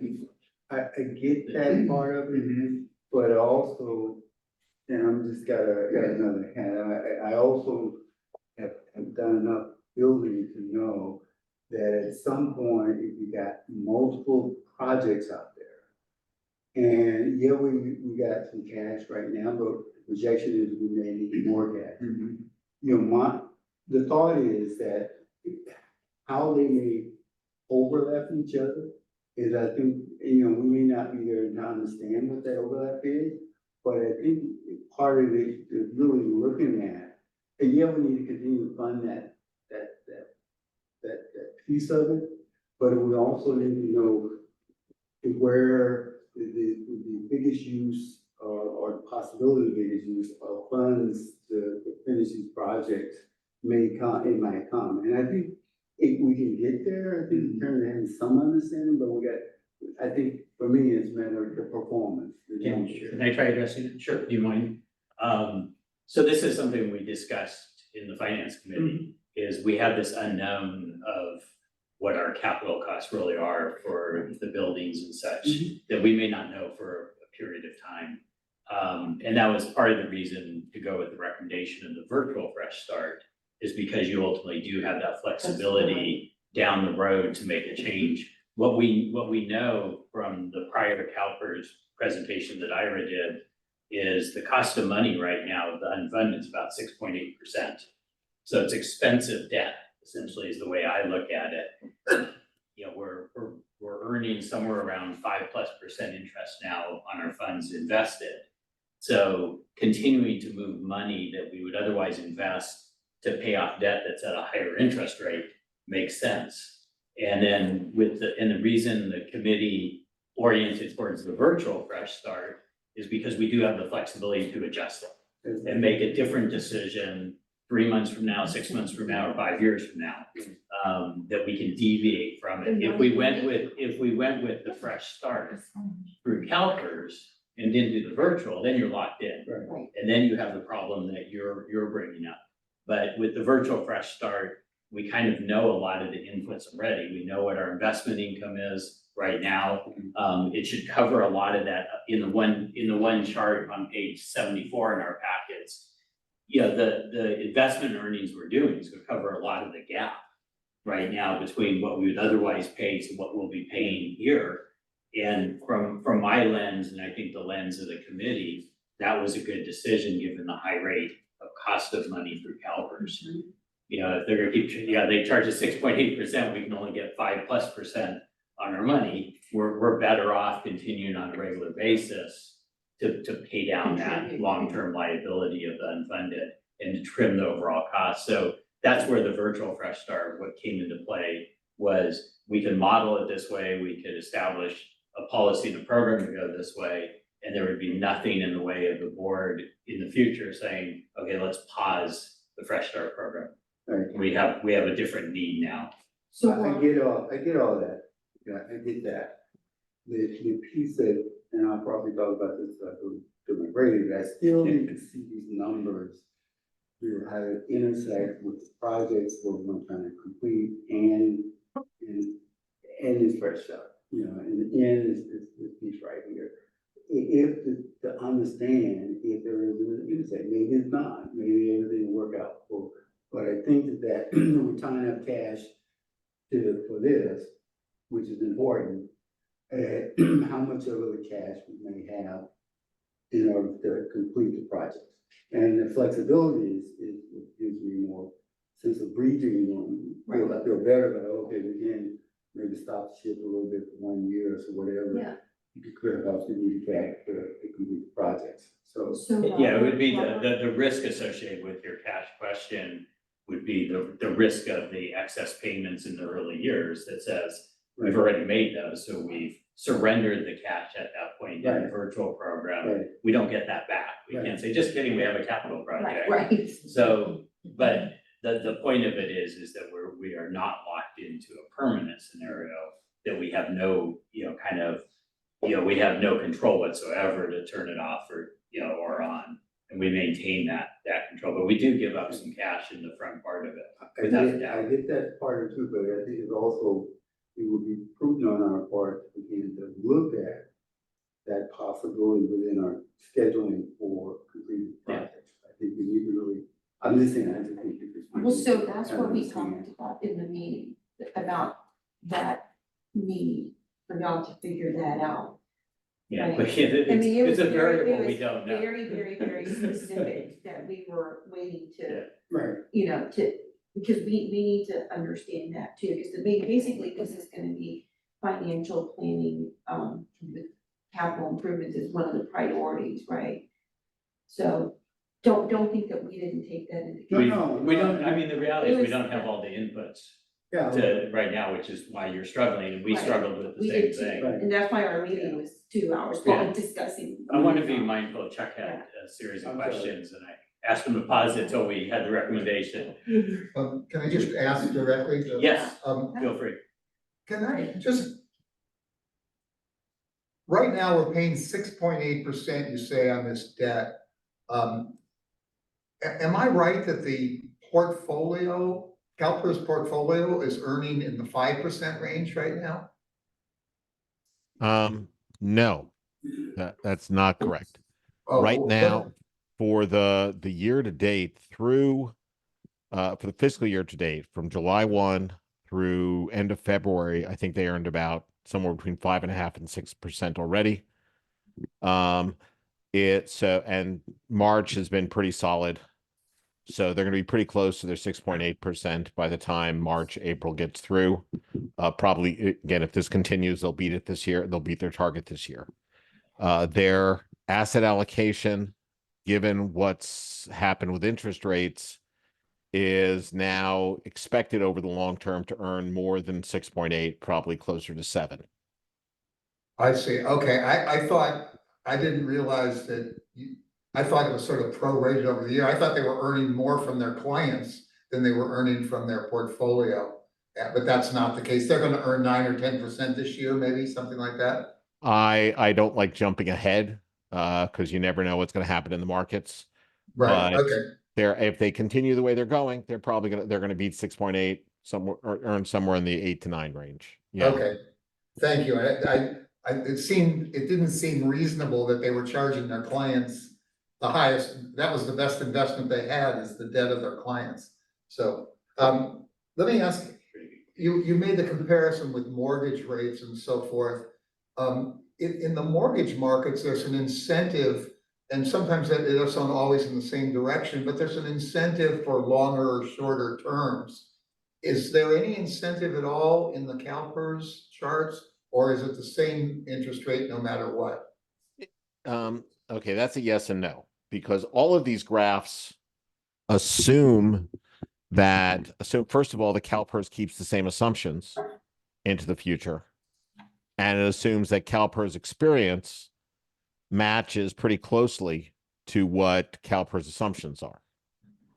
Now, in the future, what we've seen in the past is that every 4 years under the law, CalPERS is required to rethink their assumptions. So that 6.8 may become may drop down to 6.5, may go up to 7. If the Fed keeps interest rates anywhere near where it is right now for the next couple of years, I would expect CalPERS to raise their interest assumption. That's going to do 2 things. One is the amount of outstanding unfunded liability that you have will go down, because more money expected from investment return means less money required from you, so the unfunded liability will get smaller. But the unfunded liability you have at that point in time will they'll be charging you 7% if they raise the interest rate to 7. If they drop it, it'll go the other way. You'll have a higher unfunded liability, but smaller interest payments on it. If you don't do the virtual, if you lock in with CalPERS, how long is the return locked in? The return's never locked in. So each year, plan experience is going to be different than CalPERS assumed. Sometimes it will be better, and sometimes it will be worse. When that happens, they'll adjust your unfunded liability. They will create a new 20-year payment schedule. So you're not locking. This is the one big difference between this and a mortgage or a car loan, is that with a mortgage or a car loan, when you pay it off, it's paid off and you're done. With a pension, because the target keeps moving, new unfunded liability can get created, both positive and negative. So you may get to 100%, and then we hit another recession and the markets drop, and you have a new unfunded liability, or the markets could take off like they did in the 90s right after you pay it off, and you could end up being 150% funded and have money out there that you didn't need to put into here. But there's no way to really know that before. That's why most agencies value the flexibility of an approach like a virtual fresh start or using a 115 trust, because the flexibility, as things change, you can adjust what you're putting in each year. You said there's a choice, and I don't know if you have this choice every time you put money in or not, but there's a choice between which term you put the money into, the longer term or the shorter term and so forth. Do you have the option to change that choice every time you put money in? Every time you put money in, they ask you again. Each set of extra money you give them is independent. So you can pay off the longest amortization base the first year, the shortest one the next year. Now that's when we're looking at just the additional contribution, saying you're going to put in the extra 3 million each year, that becomes an important distinction. If it's a virtual fresh start, and you're still going to have to do that with each of these extra payments, the extra $3.6 million. But if you follow the schedule and things go as planned, it doesn't matter which basis you pay off, you'll end out in the right place after 10 years. I don't think we had that choice of basis in the past, did we? Or you did, but you may not have used it. 95% of the agencies who make additional contributions just pay off the longest amortization basis. Do you happen to know if that's what we did? I'm pretty sure that's what you did. I can speak on that. I think for the past, 4 or 5 years, we always pay the longest amortization base, just because, again, we generate more savings, paying off the longest amortization base rather than the short amortization base. Okay. And then if we were to do the 115 trust, and I'm not advocating that, but do we get to choose the investments? I know you said it's more conservative than CalPERS. Do we choose that, or is that just part fixed for the 115 trust? That depends on who you use as your 115 trust administrator. So the two biggest ones in California are CEPT, which is a program run by CalPERS. They only have 2 investment options under theirs, a conservative option and a really conservative option, because the money's there for the short term. If you go with PARS, which is the other biggest one, and they've been doing it longer, they offer 5 different investment options to their clients. I actually have a graph here that shows what the returns have been under each of their 5 options over the last 15 years. Basically, and again, in general, they're all investing in the same markets, just different allocations between the more conservative things like fixed income versus the, equity investments. The more aggressive ones do better in the strong markets. The more conservative ones do better when the markets are doing badly. Most of the PARS pension 115 clients are in either the conservative or the moderately conservative option, because the money is usually just there for a short period of time, 5 to 7 years. And you put it in and you don't want to lose it. But you have the option to get aggressive if you want. I just have 2 last questions. That's because I'm trying to understand the impact of that. If instead of putting in the 3.6 million that was being recommended for now, what happens if we put in double that? We put in 7.2 million. Are we allowed to do that? And what does it do to our account? Or Oh, I mean, absolutely. In fact, if you want, you have an unfunded liability of Yeah, I So- think here it says about 50 million, 52 million, I think is where we were. If you have 52 million sitting around and you want to pay it all off now, that's okay. They're okay with that. Okay. Well, let me ask you about it. Let's take let's say we put in $50 million this year and the unfunded liability came down to just 40 million. Do we lose 10 million or do we earn interest on it from CalPERS? Okay, if you let's reword that question. Okay, let's say you give them 50 million, and this is a situation that happened to clients in the 21-22 year. Interest, they put extra money in CalPERS, and then CalPERS had a return of minus 7.5 that year. They lost money. So you gave them more money, and so they had more of your money to lose. It's like investing in the market. Right now, the thing is, The more you can make and the more right, you can lose. We don't the year forfeit it before, or lose it or anything like that, basically, right? right, the year before, the clients that put in the money that they earned 22.4, those people were brilliant. The same people the next year when CalPERS lost their money, those people were idiots and lost their jobs. Okay, thank you for all that. I'm just trying to understand how all this works and that helped a lot. Thank you. And Elaine, I think the purpose of this discussion was directional, right? So that staff would go off to establish the policy, the CalPERS funding policy for the board that would reflect the virtual fresh start as the current scenario. And so where finance committee was going with it, and correct me if I'm misstating anything here, was essentially giving the board the visibility of this before staff goes off to actually create the policy. But the end deliverable here would be a policy that will come back to the board for approval. Well, let me ask you then.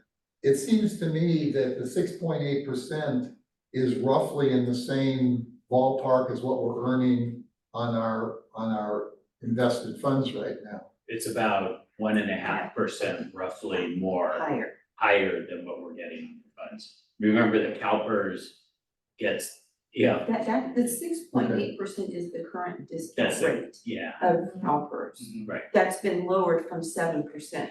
So over a 20-year period, it's been like lowered, actually, what, 22-year period? Yeah, but It's now at 6.8. Yeah, but the short answer is we don't have any vehicles available to us to generate a higher return because we have the limitations essentially of fixed income. So we're earning kind of at the best of the fixed income market right now is what we're earning on our But funds. to go back to Robert's point, if we had no building plans, we'd be better off putting more money into CalPERS right now.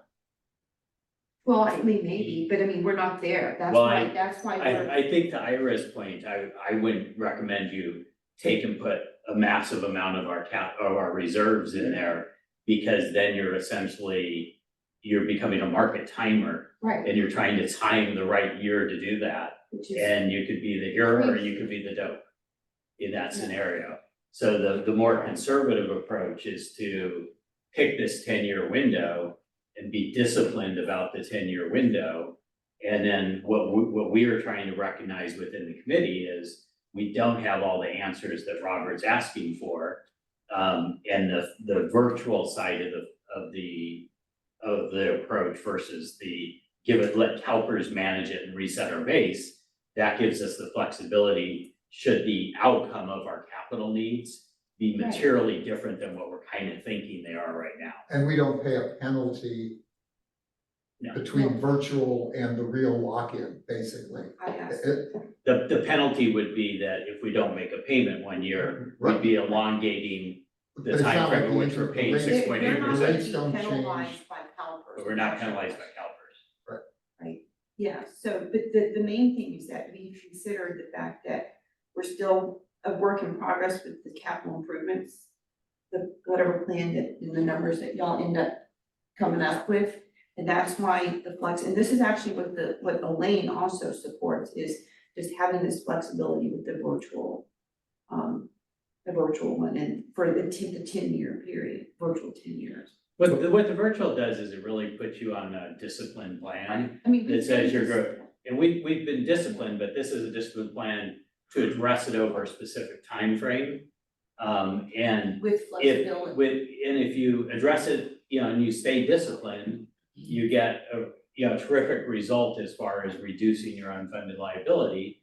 And then it also retains the flexibility, not just for the board today, but the board in the future, to say that, hey, something has come up in the district that suggests we should deviate from the discipline plan, But but it defines the discipline. I agree with that, but you also could have an even better return possibly. I was just gonna suggest that maybe you discuss at the meeting, at your finance committee meeting, the idea of linking up our investment income with our unfunded liability costs. In other words, maybe it would be worth thinking about putting as much money as we earn from our portfolio, You mean from PFM? yes, into the unfunded actuarial liability. Well, that was the point I was making, is if you look currently, the only thing we can really project is the relatively short-term results of our investment portfolio. Yeah, the good news is we're getting 5+% interest now. It should be several $1 million of additional, kind of interest income during this current year. We can't keep, there is no guarantee, in PFM or anybody else can't guarantee what happens to interest rates next year or the year after.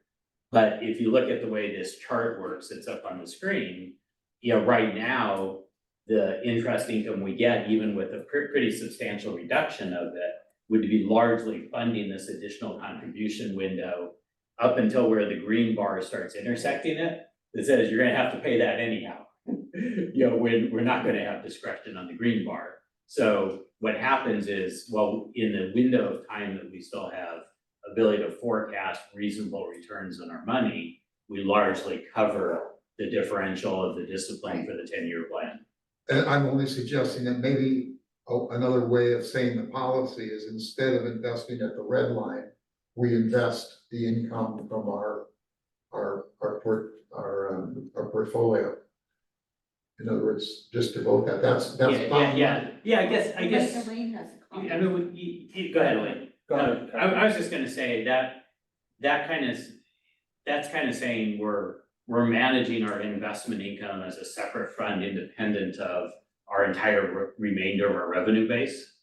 And I think we want to manage our budgets across the entire budget spectrum, from we don't know what our operating costs are in future years, we don't know our capital costs in future years, we don't know what our interest rates are in future years. So we don't even know if that interest rate, that may just cover inflation for us in the future. So I think you always want to look at the revenues and the expenses in a holistic way. What this is doing is just putting a policy around, if we, kind of a disciplined approach to think about this one category. And we're trying to be more disciplined in all the categories, because we are talking about kind of a reserve policy, we're talking about a capital policy. Fund policy. Fund policy for the capital and all, and we're a little light on policy. The district's made a lot of good decisions, wasn't investing the money up until this last year, which, was a missed opportunity. But the district's been disciplined over time, paying down, contributing money. This is just putting a little bit more math behind it and more of a predictable outcome of it than kind of a random process every year of deciding at the end of every fiscal year how much we're going to give. So our next step is what? Is for the staff to develop the policy associated with what we've discussed. And the recommendation from the finance committee with staff, we shared the same recommendation in the end, was to do the virtual 10-year and establish our unfunded liability policy, assuming the virtual 10-year. Did I state that correctly? Elaine, that's a Yeah, comment. definitely. So there probably covered, most of my comments already. So I probably oversimplifying it, but I get Director Bernstein's point. Basically, if we'll definitely consider that, but just to look at it simply, right now CalPERS is charging us 6.8%, right? We're only earning 5%, and right now we're at the peak of the interest rates. And with the Feds giving us signals that they're gonna cut down the rates, right? Next year, it could be 4%. Next year, it could be like 3%. And our, interest rates that's being charged to us by CalPERS is gonna remain 6.8% because they revisit it, correct me if I'm wrong, it's every 4 years.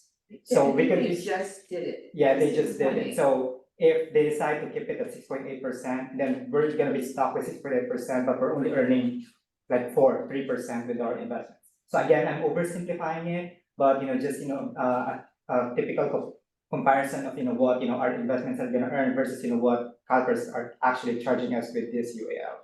And to Director Jones' point earlier, I think I get his concerns as well.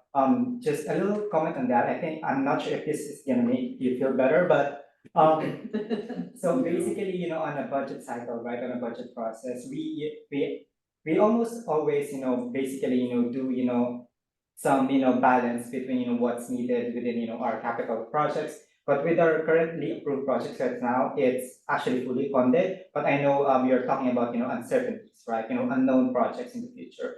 But on a given year, basically, in the past, I would say, I've only been here like less than a year and a half. But basically, from what I know, like historical information, we almost always have this savings, quote unquote, like our revenues are we've been keeping our expenditures within basically not keeping it very low, but we're keeping it reasonable for us to actually have like savings at year end. And most of the savings actually is we allocate to our AP fund.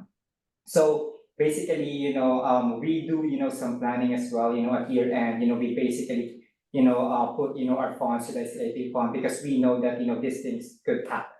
So again, I think that has been kind of like the practice that we did in the past. So basically, we're really balancing it out. So if we have savings, for sure we're gonna prioritize this type of research kind of thing. So again, I'm not sure if that made you feel better, but yeah. I think, can I add? We can be going on this conversation all night, and we need to kind of bring it to a conclusion. My feeling is, my thought is, I'm gonna say it one last time, I'm all for with the policy that you're talking about and or thinking about, but I think somewhere along the line, it's just a caveat, this is something I don't know what the policy is gonna say and state, but if we incorporate some of the thoughts that's going on right now, if you can, within that policy of what we're talking about here, this unknown that we don't know about capital improvement, I think there, to a certain extent, we are getting to a certain point that we know certain costs on certain things. We just gotta figure out what potentially these other costs would look like and then bring that into the policy. How they're all related. The board, Really, The finance committee is in violent agreement with you on that. Yeah, That's what we and so spent a we lot of even time talked discussing. about just, Yeah, this so is. the policy statement is stating that, to that extent, I mean, you can't, I mean, that. Yeah, the funny part is the complication is we have a known unfunded liability associated with CalPERS. And, if we think about some of the costs of the capital improvements, Right. what he's calling savings is really money being applied to an unknown amount of unfunded liability for capital improvements. And the trick that we're trying to, it's a little bit of thread the needle on timing of Right. everything, is to figure out better visibility on our long-term capital needs, across the board. But and then it's Yeah, not just and that, it's it's- also our portfolio, investment Right. portfolio, I mean, it's all of it, as Carrie said, I mean, for sure, the capital needs were at the forefront of our thing. But even like, I was gonna say this to my finance committee report, but I might as well talk about it now, because you brought up the investment portfolio. With the current environment, which is this inverted yield curve environment, we're trying to take advantage of the short-term higher rates in terms of the return on investment. But we know that that's not gonna necessarily stay that way. So we're trying to also plan how the investment portfolio and the reallocation of our assets might be when interest rates start shifting. And so that's where we are right now after we deal with this. So the 10-year virtual plan would give us the most flexibility to deal with your capital improvement projects and all those costs. And the timing of interest rates shift, changing, if that happens, it's unpredictable, right? But we know something's gonna happen. So that's kind of my finance committee report as well, but I think it's relevant to this conversation because we're looking at this planning from like across all of the sectors of our budget. Yeah, there's a simpler view on that interest rate discussion, which is there comes a time where we should sacrifice the short-term rates and lock in longer-term rates. And Knowing that they're gonna. we're starting that discussion that says, we may be better off accepting 4.5% or 4.7% now Versus the 5. versus the 5.3, Yeah. but then know that we've got that rate assured for the next 10 years. Yeah. And that's always a tough decision when you give up, what's really lucrative short-term rates. Right. To invest, but PFM is, has started that dialogue and starting to make recommendations on that. Yeah. Chuck, then I wanna Real try to wrap fast this up. question.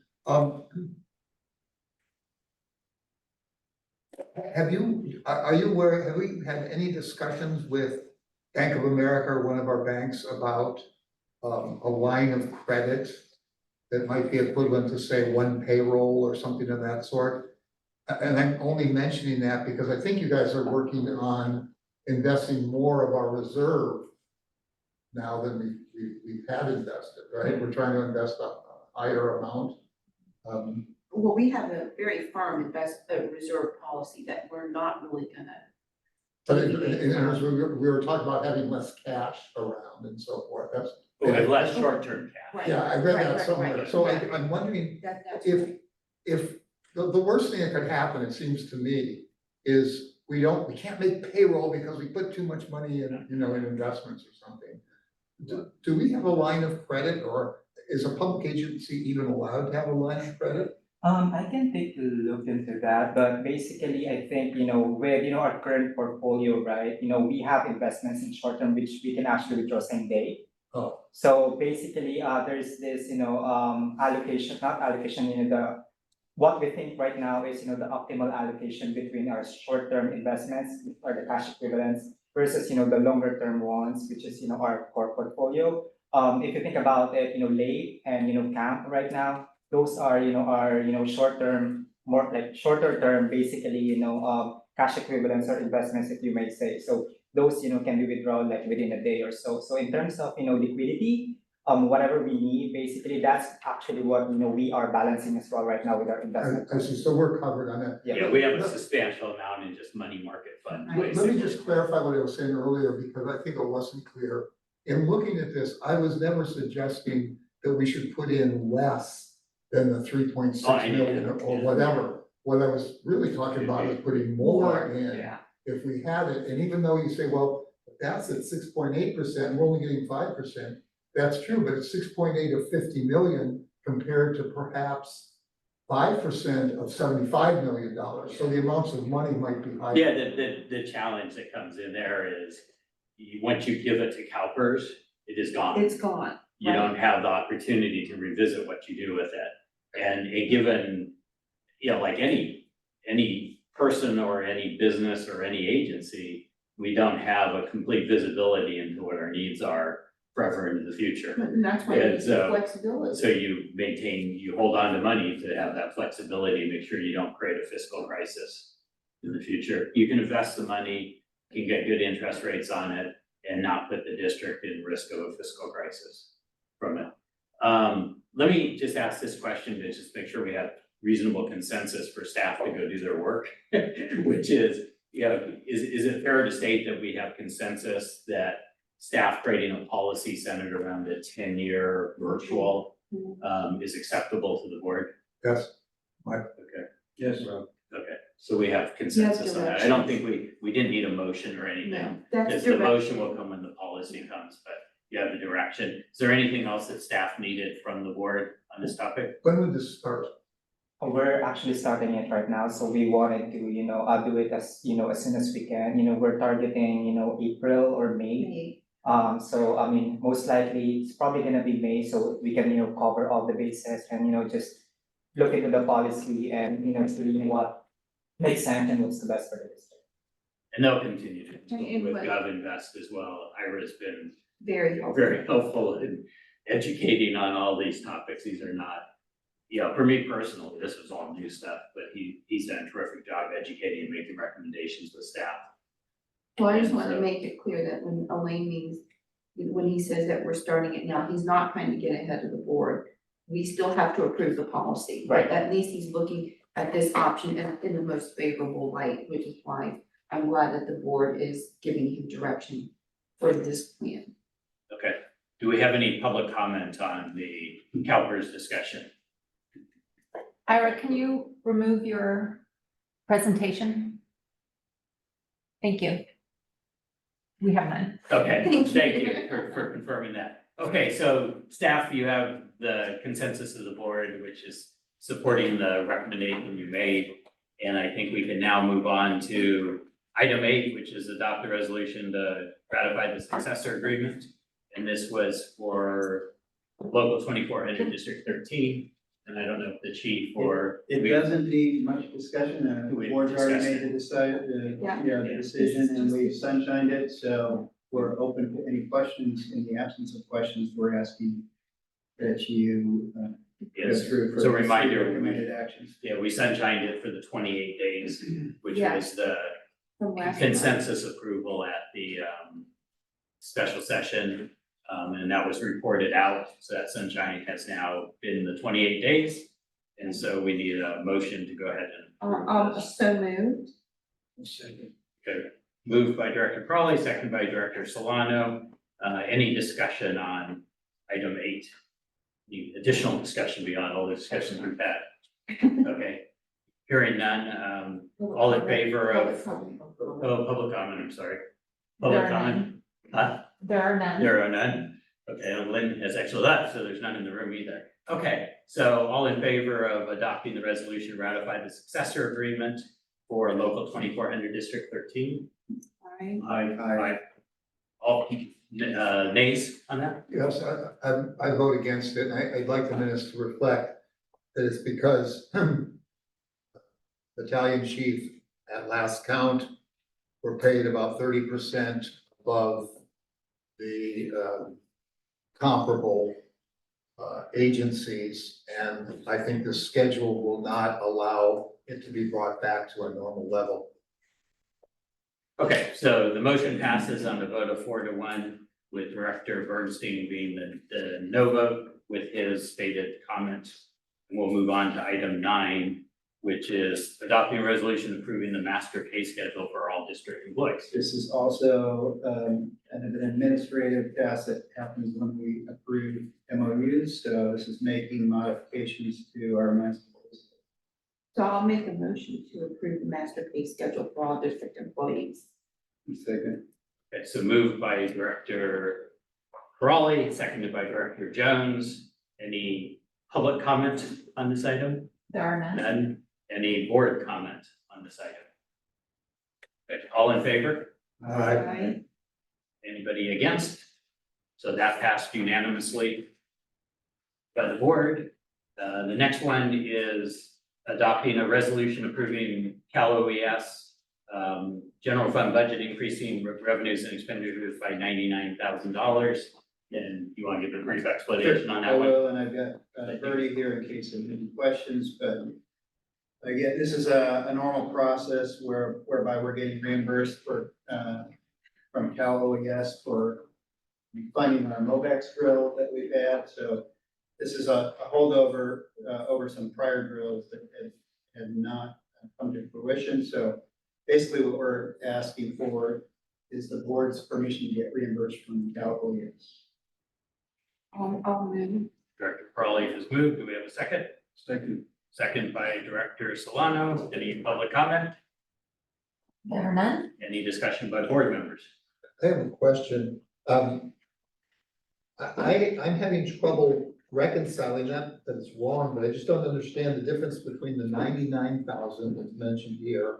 And in the last line, it's talking about 400,000. I'm just not sure what these two different numbers relate to. So you're speaking of the agreement itself? Well, I don't know what I'm Oh, speaking of. I'm sorry, 'cause I no, don't- you're looking at the staff report.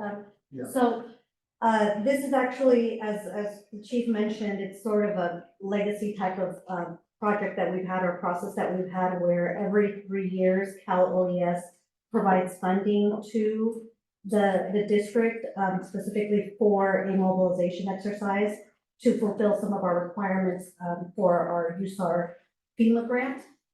And, in previous years, they had actually provided us anywhere between, up to $300,000.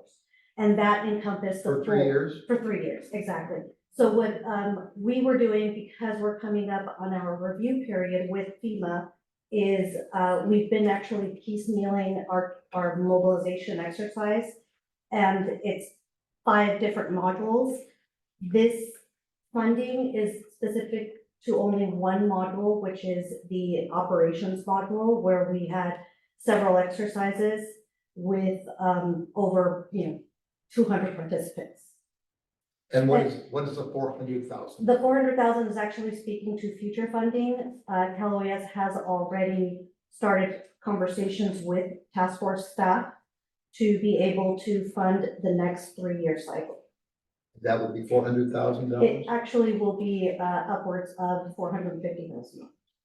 but not including this 99. It is not. Okay, I'm sorry, I just couldn't put the pieces together. Thank you. Any other director questions or comments? Okay, so we had a motion and a second, all in favor? Anybody against? So that passed unanimously as well. And that allows us to move on to item number 11, adopting a resolution authorizing the fire chief to enter an agreement to retain a commercial real estate agent. Sure. This one gets a little longer explanation. This is a result of a conversation that happened at our last facilities committee meeting. As we are going down the road of the Station 1 design process, yeah, we basically have been pursuing 2 different options, to present to the board at some point in time.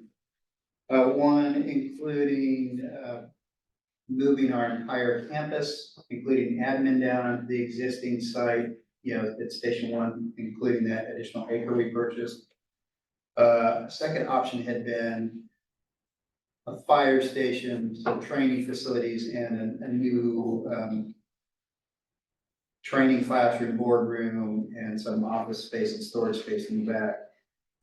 What we're doing now is, looking at the possibility of a third option, and that would include possibly purchasing an office building in close proximity to Station 1 and seeing if that would make it more financially and economically feasible. And in order to do that, we need to engage the services of a commercial real estate agent to have a conversation or engage with the owner of the property to see if there's some interest in selling. There's no commitment from the board to move forward with that. It's really informational gathering. At the same time, we'll use this agent. 2 administrative buildings we have over at 170 in the Yellow House. So that when we come to the facilities committee and the board, we can have a kind of a menu of different options that would be possible. So this doesn't require us to sign a contract with the agent. It just is in full transparency with the board, giving us authority to enter into an agreement to use an agent to proceed. With that, open to any questions. Any questions from the board? Go ahead, Jim. Yeah, it's not a question, but just a comment really. In the background section, the first paragraph, they talk about how our staffing for fire prevention administration had gone up by 15 positions and this and that. I would just like to make the point, and unfortunately, we did not get this from the facilities analysis that the consultant did 3 or 4 years ago. But we shouldn't be talking about what happened in the past year in terms of positions. What we should be talking about is what's going to happen in the next 5, 10, 15 years. And I would just urge the chief to somehow get somebody working on that and saying, how many people do we need to house 15 years from now, because that's what we're building for at this point. I just think this is helpful information, but it's not fully responsive to what we need to plan for.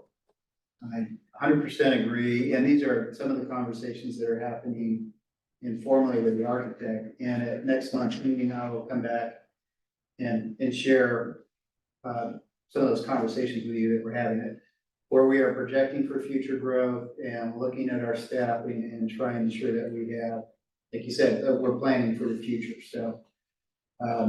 Just so I understand, when you said with the architect isn't gonna tell us how many fire prevention people we. No, it's us having these conversations and doing space planning with the architect, but it's internal staff Okay. trying to project what we anticipate.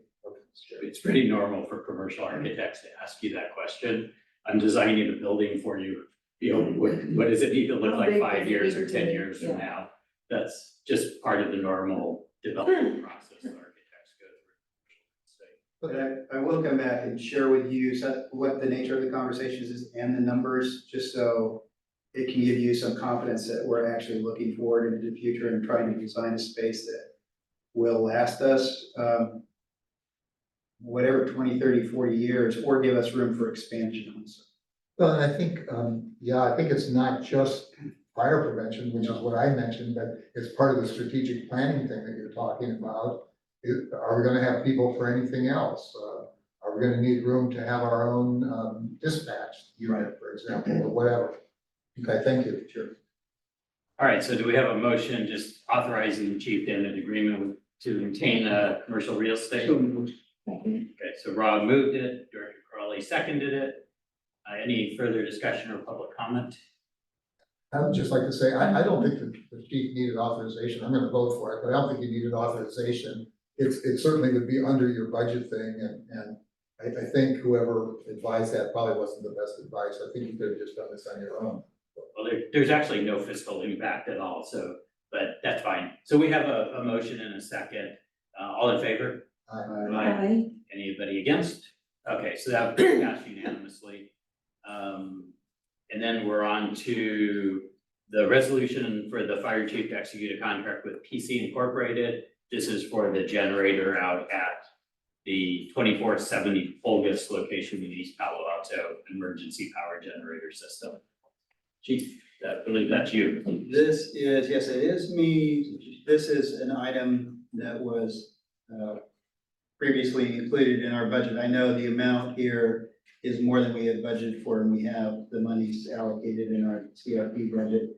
In any case, we're asking the board for authorization to move forward on awarding a contract for a fixed generator out at the warehouse. It's one of our few critical facilities that does not have an emergency generator, and you can imagine in the case of something significant like an earthquake, it's a pretty important facility for us to have power to. So this is, I know with a question came up during, did we bring this to facilities? Okay. Just about, making this investment here in a property. We don't know long-term how long we're gonna hold on to the warehouse or whether there'll be another option.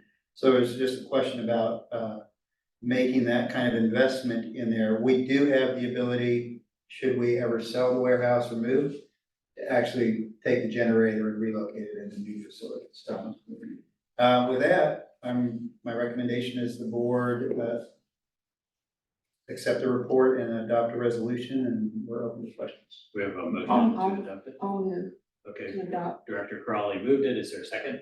Second. Okay, and any public comment or director comments? Let's do them combined.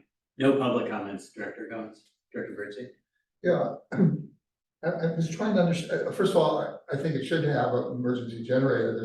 There's a whole discussion in here which seemed irrelevant about this harvest properties and whether something was undergrounded or not undergrounded. It seems to me that we want the generator, whether harvest comes back and undergrounds these utilities or whether they stay above ground. Am I correct? That's true. So the harvest thing really has nothing to do I with think it. it's just ancillary information. It's all related to this, but it doesn't really affect the decision to purchase. So I think it just brings transparency to the idea that says it's less likely you have a power issue when it's underground than when it's above ground in theory. I don't know in a big earthquake that holds true. So just transparency of, I think, trying to all the factors that went into the decision to make the recommendation. I see, but it doesn't matter, it doesn't affect how many different meters there are, or any of the other things that are mentioned. No.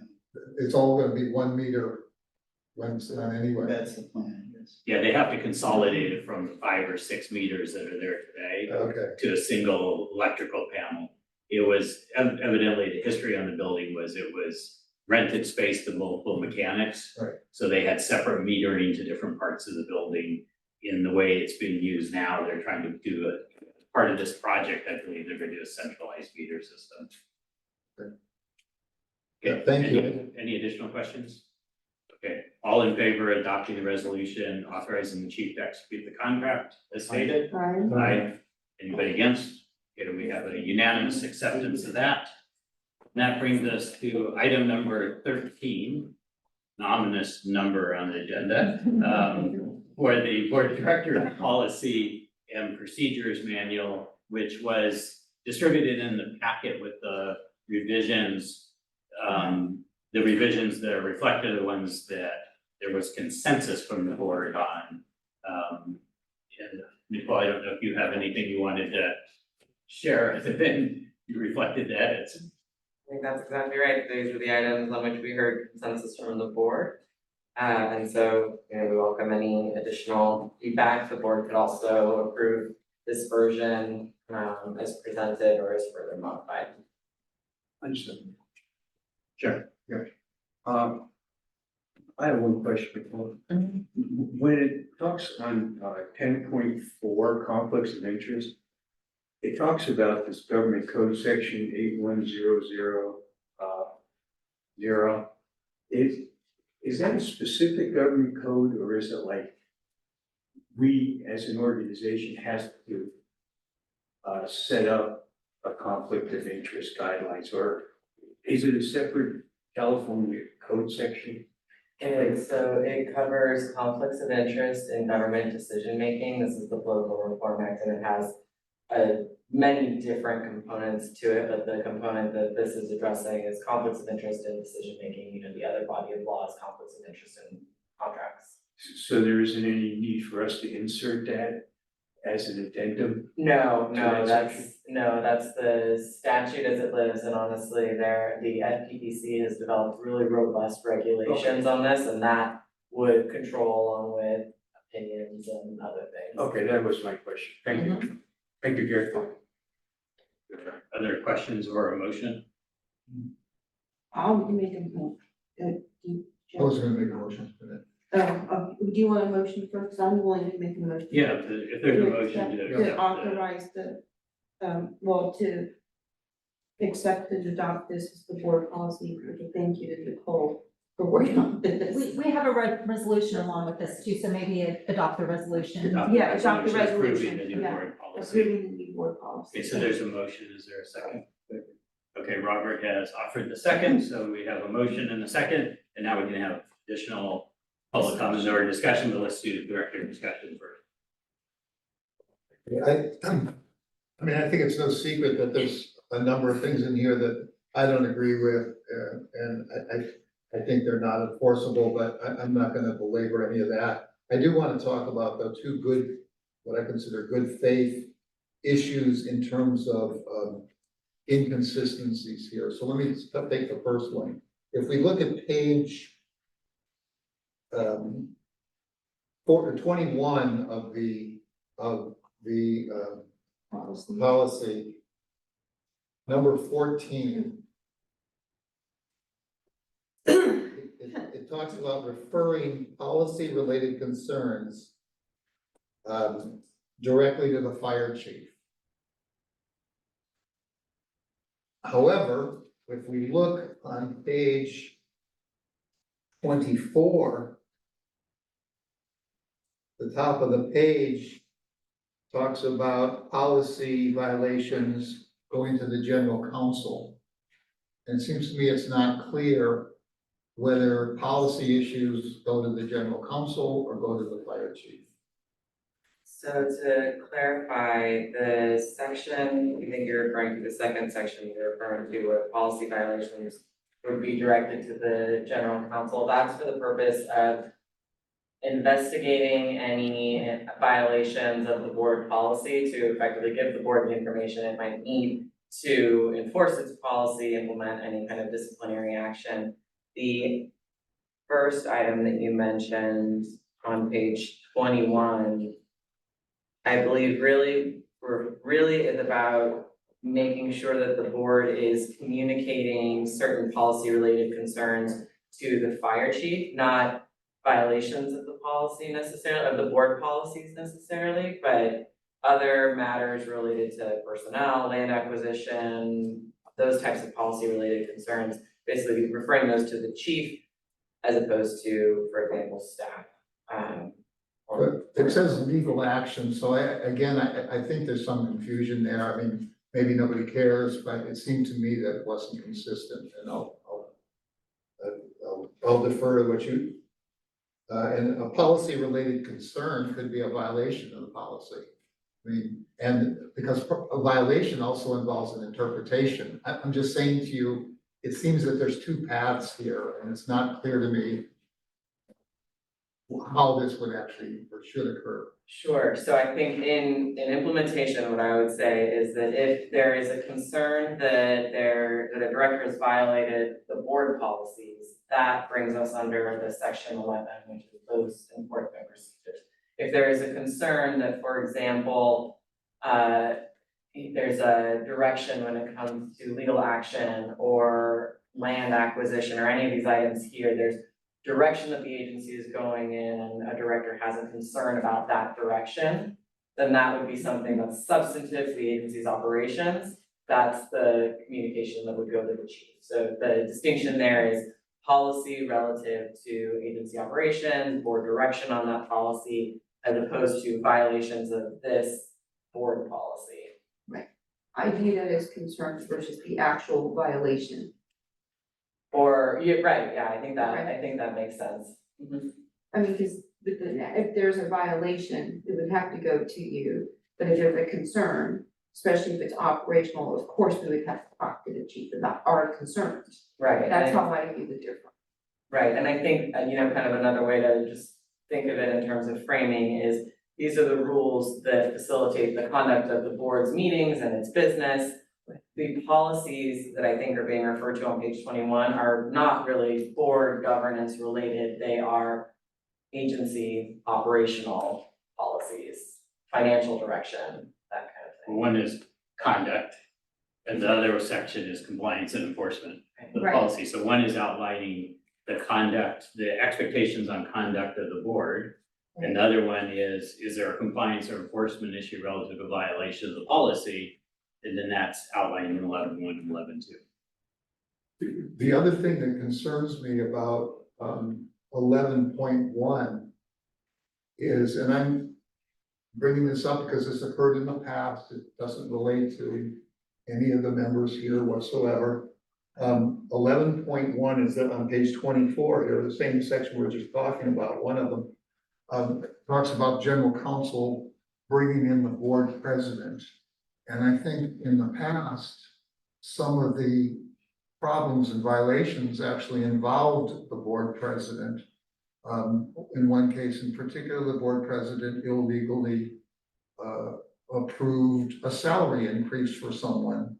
And things like that, where I don't think the board president should be brought into that. They are more likely, because they're interpreting rules, because they sometimes meet with the chief and work out things informally. I just think it's a difficult thing to have them brought into this whole thing, and I don't think it's necessary. So my recommendation would be to strike that. I don't think there's any reason for the board president to be involved in it. So I guess I'm confused by the comment a little bit because it's stating the director may report to the board president or the general counsel. So obviously if the board president was involved, it wouldn't go to the board president, go to the general counsel.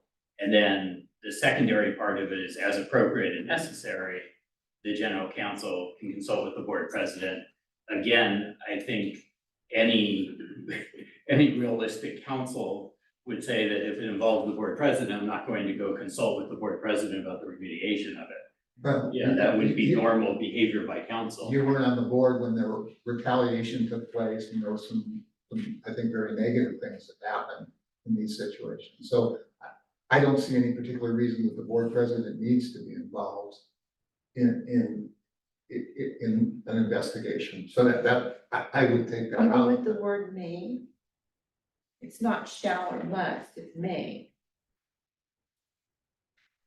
I think when you have a conduct issue of a board member, assuming it's not the president of the board, I think it's reasonable that the council is going to consult with the leader of the current leader of the board. Yeah. Makes sense to me. You don't want to put him in a position of consulting with the chief, because then you're asking the chief to be providing oversight over the board, making decisions about board conduct. But in as much as it doesn't involve the president of the board, it would be normal and reasonable that the board president would be consulted about what's happening with the conduct of a particular board member. But what you're saying is that. Virginia, can you hold, let Robert. I think in this situation, if the director complained about the board president, if that's a complaint, then, the option is that, or the general counsel, general counsel, that may be appropriate. But if it's really not the president or someone else, then I think the board president, being the leadership right now, this group of folks, should be given the courtesy to hear that and weigh that advice at that point in time. If it's something that the board president can go to another director and kind of have these informal conversations about, an observation, I think that should be appropriate. And if that doesn't work, then you need to bring it to the body or bring it to the general counsel at that point. I mean, I don't see where. Well, even if you didn't want to report it to the board president, you can still report it to the general counsel, because it says more. There's nothing that mandates you have to go to the board president. And there's nothing mandating that the general counsel has to consult with The board board president. And that's my point, is that I don't know any kind of quality general counsel that if there is the accusation or the conduct issue was the president themselves would go then say, well, I'm gonna go consult with that person. I think they'd look at it and say, I have to consult with the broader board at some point in time. That would just be normal. Yeah, and I think that's important to follow that protocol like that. Yeah. But, there may be a tendency to want to bypass, I don't like the president, I want to bypass him and go to the general counsel at will. And I think that's when it becomes moving in an area that's functional for the board. What's the purpose of having the president? But if the president is the problem, then yes, you need to move on to somewhere else.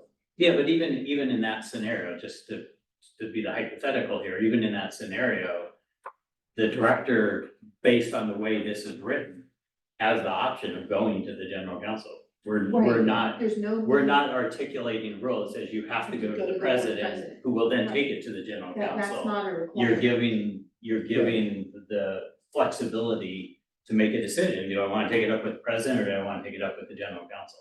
Yeah, well, Or both? Or both. Or both, I think the situation, but I think pattern. I don't disagree with. Bypassing. Yeah, The I president. don't disagree. When if the president is not the option. Well, that wasn't my point. My point is that the president is kind of the convener of meetings and among equals. The president is not the disciplinarian of the board. And I don't think it's appropriate, but I'm not gonna push the point. Okay. Let me add another inconsistency I see on page 23. At the top of the page, the first paragraph on page 23. Just seems inconsistent. It says all media employees should be referred to the fire chief. Well, that's pretty clear. And then the next sentence says, directors have all the rights and privileges of any private citizen to speak with the media. So clearly it's saying if the media makes an inquiry of the director can talk to the media. So I think these two statements aren't consistent. I think we get the Where are you at? I'm sorry. I'm sorry, page 23. 23. If you look at the top of the page, the first paragraph, the last sentence, all media inquiries should be referred to the fire chief. And then the second paragraph begins, directors have all the rights and privileges of any private citizen to speak with the media.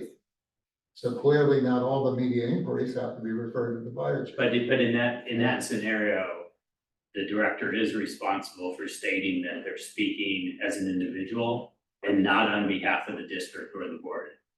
Right. Which you can't.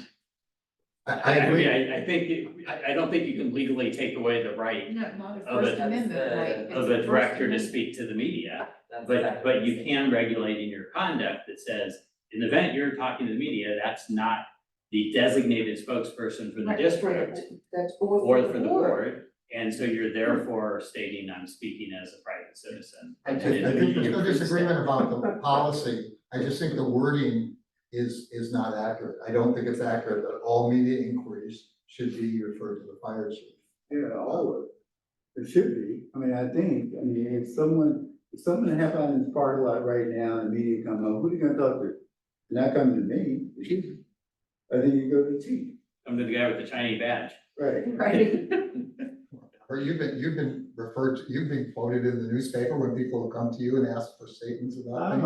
I don't think so. I think, yeah, as a private citizen, it had nothing to do with the board. So I think everybody on this sitting up here have been in that situation. Everybody. Who haven't? Maybe Gary, I think I haven't been in a long enough. But everybody else has. I haven't had that And luxury then we yet. all been quoted. And sometimes we're being quoted without our consent, we're just being quoted. But I think, anytime I'm, as a president of the board, when I was, I get quoted by the media all the time. I mean, we all have, for whatever reason. But the qualifying statement is, if you're speaking for the board, you're speaking for as an individual. Totally agree. I'm just saying that that's not what the word says. If somebody asks you a question, literally this says, if somebody asks you a question, you have to refer it to the chief. You can't answer it. That's what it says. No, you're missing some sentence, you're missing that item number 2, if you're speaking, if it's a person from the media come and talk to you and want a quote from you, you gotta make a choice at that point to decide, am I speaking for the board or am I speaking for as an individual citizen? That's your choice at that point in time. And you make the choice. You're gonna be working, talking in relationship with this policy, or you're gonna be talking against this policy at that point in time. Nicole, do you have anything? No, I think you've all described it accurately. Sure, we're seeing any other questions?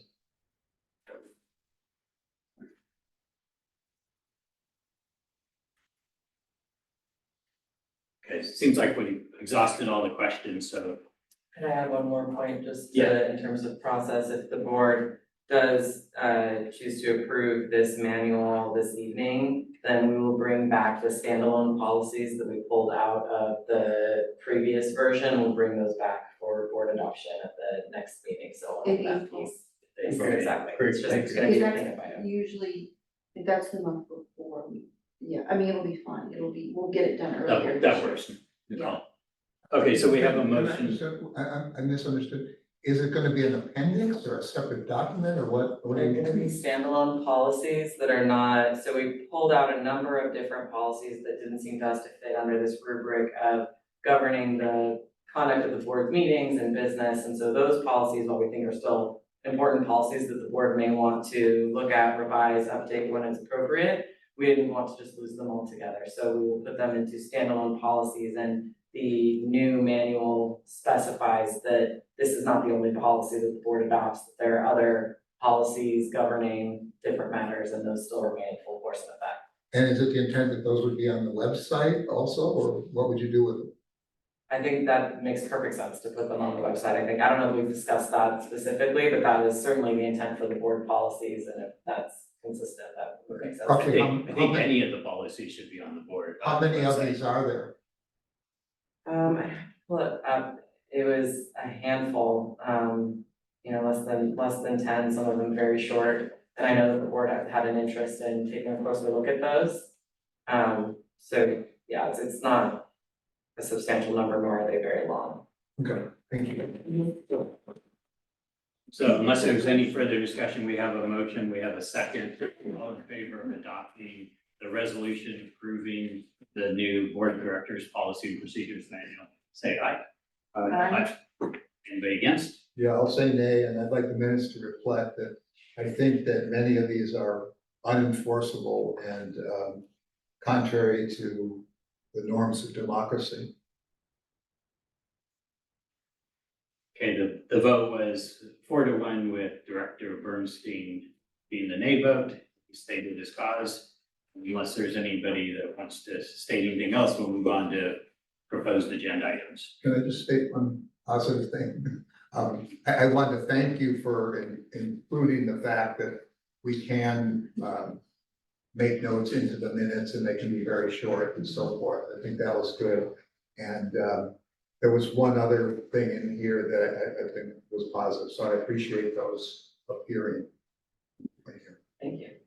Yeah, I think Nicole did a really nice job of incorporating everything there was consensus on, which was not everything discussed, but everything that there was consensus. So thank you for the processing of that. Okay, we are on to proposed agenda items. I actually have one that I would like to propose. I received a letter, it was dated February 15th, sorry. I can't tell you the exact day that this was handed to me. And it was from David Canepa, the supervisor of the 5th District. And the County Board of Supervisors unanimously passed on January 30th, a resolution authored to declare loneliness a public health crisis. And they are asking our board or requesting our board to also consider adopting the resolution. So I'm not going to put all of this in the record as much as follow the kind of new approach, which is if this is something the board would like to take up, then we'll include the letter and the information in the next meeting. We'll have a discussion about whether we want to ultimately have this as an agenda topic. So this is really just labeling it as an agenda topic, is to consider the request by David Canepa, supervisor of the 5th District, that the board adopt the loneliness and public health crisis resolution. So really just team it up to say, do we So want to this discuss would it? not be the time for discussion though, Right. and We're not questions and discussing whether comments. we're going to do it or not This do is it. proposed agenda. We're just Future agenda. discussing whether this can go on the agenda to then have remember, the next meeting, all this information would be provided. And then we would decide at that meeting, if the subsequent meeting, we're actually going to entertain a full agenda discussion on it.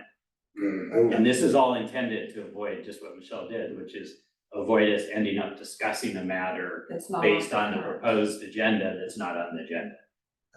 Could I just add that, just of interest here, the California legislator Rendon has just made a proposal in the legislature that the goal of government is happiness.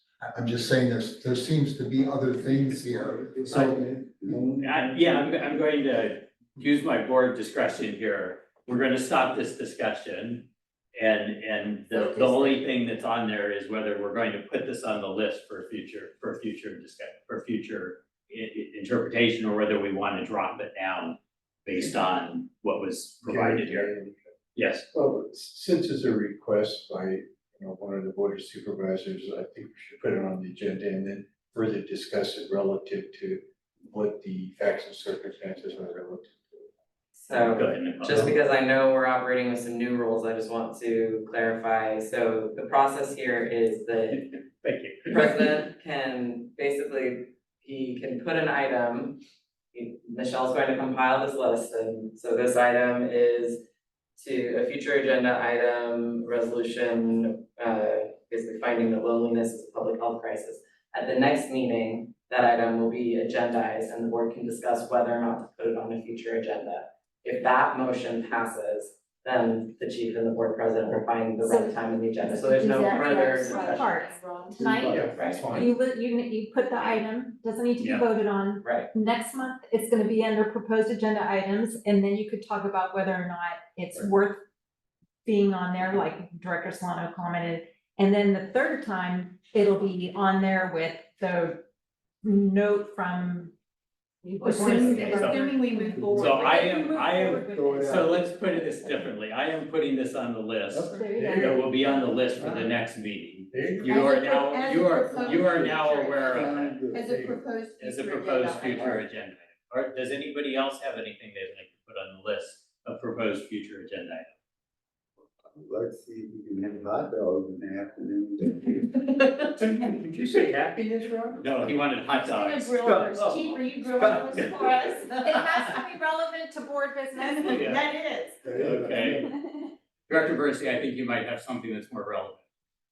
It is more relevant. I would like to propose an agenda item where we discuss a disaster plan involving the residents of our district. Okay. The preparation of a disaster plan for residents of our district. Okay. Anybody have anything else? Okay, you have your list for the next meeting. Did we do that right, Nicole? Yep. Okay. Perfect. I mean, the key spiritual part of this, which I think is correct, I think it'll take us all a little while to calibrate to the Yeah. process. That's The my whole word. the whole purpose of it, just for clarity though, is to avoid the scenario which we are proposing something and we end up in a full debate about the topic Without being. without it being on the agenda, Right. which is a Brown Act issue. That's what So we're trying thank to you, do. Nicole, for straightening us out with the new policies. Michelle, I'd like to add one thing. And we had discussed it in December with our ISO rating. And the chief's gonna get back with us, to say it's still a class 2, but what the areas that we need to improve on in order to do that, or what the inefficiency was of the rater that didn't rate us for certain elements. And that was gone over in December. Okay, so there's a third item, which is a The discussion regarding our ISO rating. Thank you here, okay. Moving on, reports and requests, starting with committee reports, Human Resources Committee. Oh, we were busy. Right. Yeah, good time. You were busy. Yeah,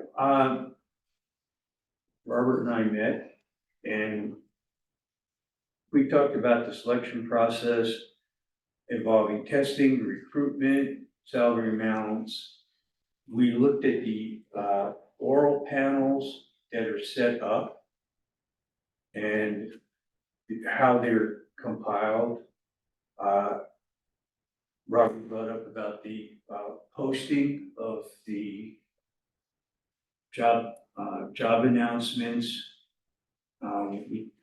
We were told of a standard video that was used for applicants.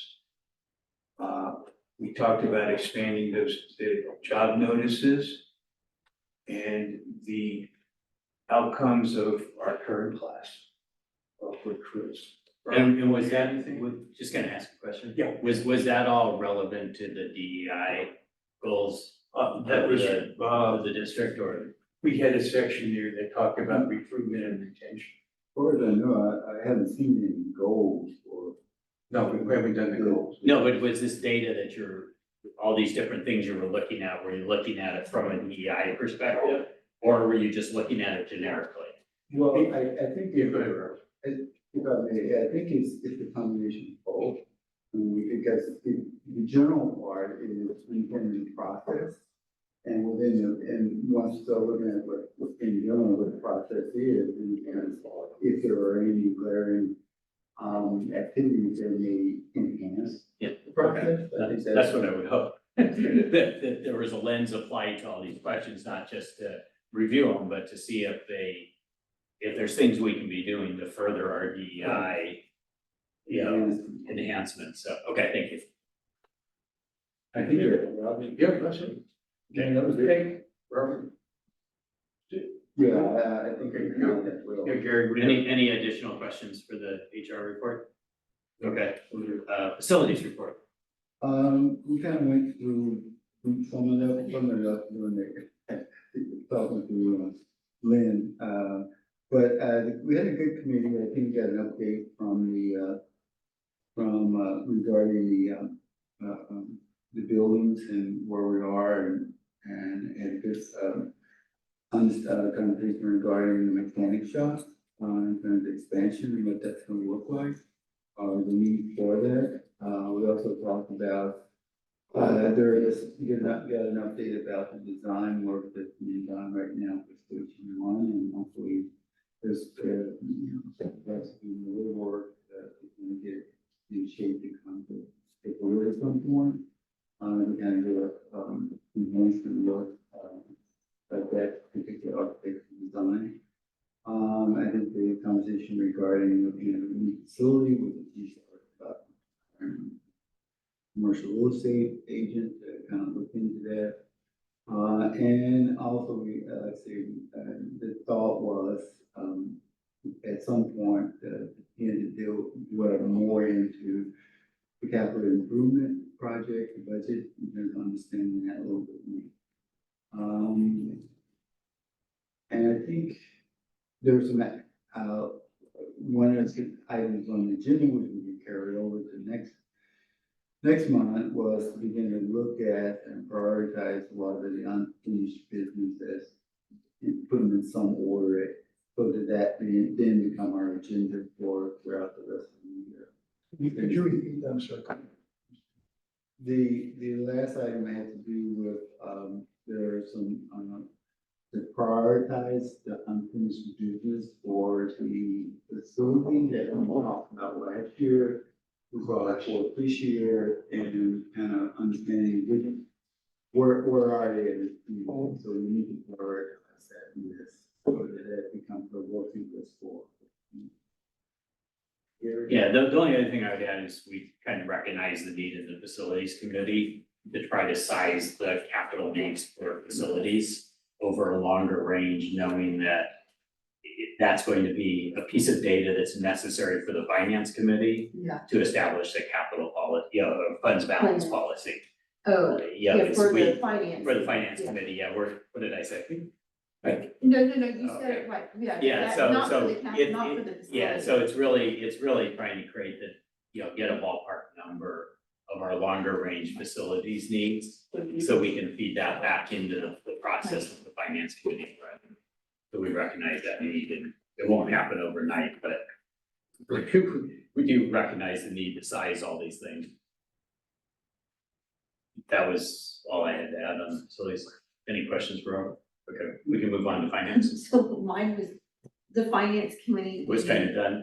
Committee met, so first of all, thanks to the board for having that very robust discussion for item 7 about CalPERS and unfunded, or the UAL, because that was the bulk of the committee meeting, and also, with the aside of, the portfolio, the long-term investment portfolio. So we're just gonna continue working at that, and, as we get more clear numbers from facilities, we'll be able to work things in and plan better and, maybe have some more predictability, but I mean, we're working away on this. That's. So the only thing I would add is just the comment we talked about a little bit about, PFM is now starting to work with staff on recommendations of when do we start moving some of our fixed income to the longer term strategy, knowing that it costs us in the short term.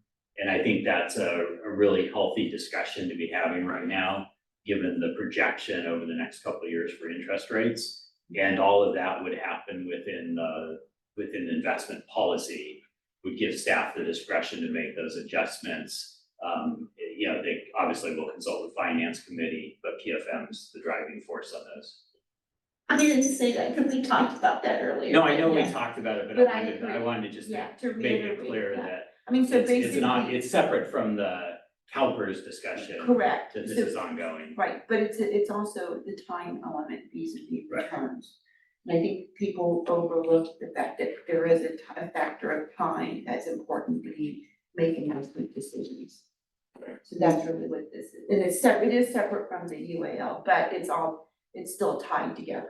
Everything we're It's doing is tied tied together, together. yeah. It's capital needs, everything else. What are we gonna do with the money, all those And things. planning. And when we know we have, kind of a large backlog of capital needs, we just don't have a precise sizing on those. Yeah. Which makes planning a little bit complicated.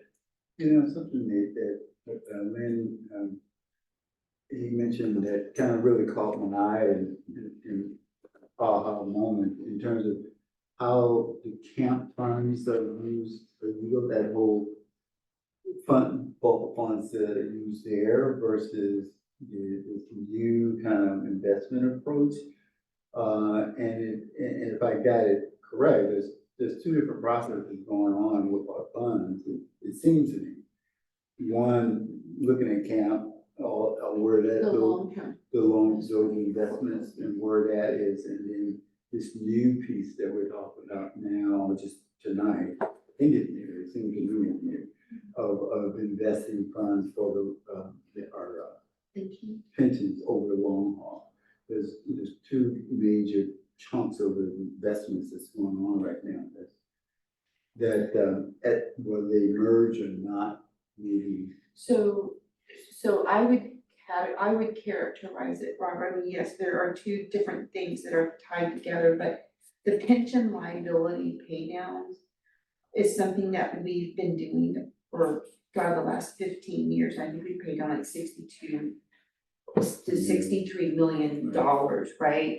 And so this is just a different way of doing this so that we have more flexibility until we get more knowledge and insight into the capital improvement needs that we need to understand. So that really hasn't changed. It's more structure around what we're doing so that we know that there's gonna be, this 3.6 million infusion first, and over time, the 10 years will be, what is it, 12.6 million? 12.6 million Yeah, savings. yeah. That's the Right. savings number. That's right, the savings number, but that's because we've been disciplined. It just puts more structure around what we've already been doing, but gives us also flexibility, so we're not like totally locked in. Yeah, but the money has to flow from somewhere. Right, but into that's that. that's the part of the budgeting too. So that's kind of separate from the PFM investment portfolio. Yeah, I think Robert brings up a good point though, which is in as much as, you're right, we have to budget for that money to go in. Yeah. Now, budget's coming from something else. Someplace, yeah. Either operational budget or Yeah. capital projects or something. But then the knowledge that we're going to be doing that should be helpful from an investment perspective. And planning. And planning perspective of how should we invest funds. Yeah, and the more we know about the use of funds and the flow of funds in and out, the better job we can do on the investment side. So having more discipline around our CalPERS and more predictability about what we're planning to do will help us on the investment side to make sure that we're making responsible decisions on investments between those two the camp fund, the money. I kind of think of the camp as the money market, and then the investment account where we're actually buying treasuries and other instruments. So it's definitely helpful. Oh, yeah. Yeah, I think it's a good I mean, but we're observation. not I think it's actually a really doing- good observation. Yeah. Yeah. But I don't want you to think that they're like two completely separate things, that like the pension thing and the new thing is just a different way of doing it. Well, I'm just looking at it, I got my hands, I got my feet. Right. It's all connected. Right, and it is all connected. It is all connected, you're And we're absolutely trying to make correct. some sense around all of the connections. And Chuck, I think you had a question. I actually had two. The staff, you were talking about moving the money into longer term, funds and things like that. The staff is authorized to do that right now, is that correct? By then, they're authorized to do anything that's been authorized in the investment policy that was approved by the But board. I don't remember if the investment policy did talk about long-term versus short-term or any of that kind of stuff. I believe it gave the staff the discretion to make those decisions. Because it's not called out specifically, it's just decisions about what the money's being invested in within the confines. You remember that we put percentage limitations on every kind of category of investment. Yeah, but And then they were pretty big. they're pretty big, limitations. and then that gets loaded into the PFM system. So that, you know, staff could not put an order in that says, oh, we're gonna go to 10% of this thing because we think that's a great long-term bet. If the policy says 2%, limited, yeah. they'd be limited to the 2%. The reason I'm saying that is you were talking about having to take a hit in the short term to be able to position ourselves for the long term. Seems to me if staff can do this in one day, that we don't have to take a hit, and I just wanna make sure that the staff knows, or our finance staff knows, that they don't have to wait for our committee meeting to discuss it. If, you know, the Fed announces something or there's some trigger, they could move it the next hour or something. Yeah, I think they know that they're consulting as appropriate with the finance committee. Okay. And And the chief, I- the chief knows and the that chief too. too, and I think Okay. it's that there's a learning process going of, you know, how you manage and how you invest this amount of money to be, you know, responsible and get the ideal results. I just don't want them to be afraid. No, What I you're would not tell you is afraid. the shift from the short term to Right. the long term is not usually a point in time of you wake up one morning and go, oh, I need to put it all in long term. If you're doing that, you probably missed the window. Right, but so I think the main You have to thing from predict this, that before you do it. yeah, so but Procedural.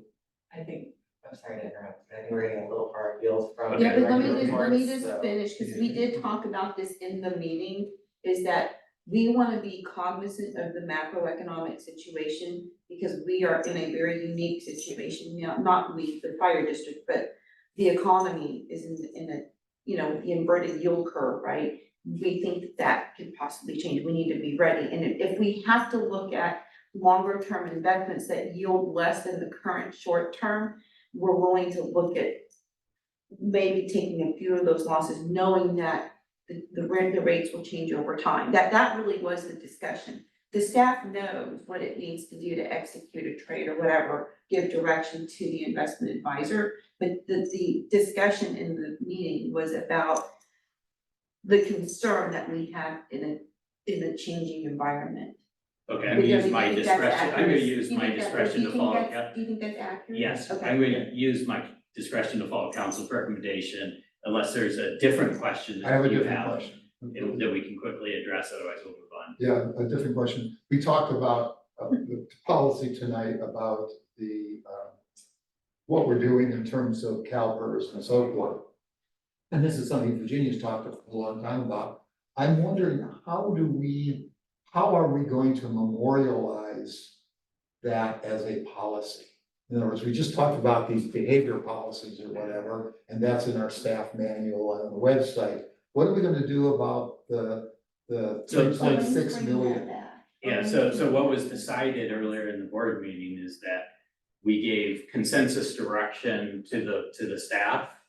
And they are going to take the 10-year virtual plan and memorialize that into a CalPERS pay down policy that will be For the presented district. back to the full board. Yeah. And So what would we do with that policy then? They would then execute Vote on according to it. that policy and make would the adopt annual, we would adopt it as a board.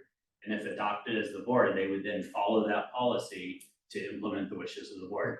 So we'll come back to us as So a come policy. back to us as a Yeah. policy. And probably Yes. next month. That's all I want to know. May.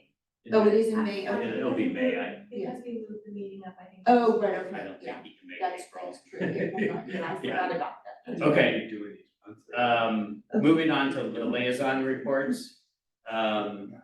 The liaison report for Atherton, just two items I'd mentioned. One is they had, that relevant to the fire district, quite a bit of discussion about improvements to the pedestrian crossing at Fair Oaks near the Atherton town center. And if you've ever been there, you know there's the railroad tracks going through there, and you've got these blind curves that are going through there. So they are doing safe, pedestrian crossing. They had some limitations on what they could actually do because Caltrain or the owner of the tracks limits what they can do within so many feet.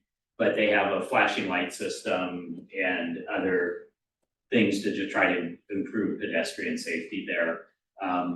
I believe there was a train pedestrian incident at that location just recently. Don't know if any relationship to this. It was not, it was after their discussion. And then the second thing I just let everyone know is that they do an annual Earth Day on April 21st. And the fire district is signed up. I confirmed with Chief Johnson to participate in this community event from a community education perspective in Atherton. That is all I have for the Atherton report. City of East Palo Alto.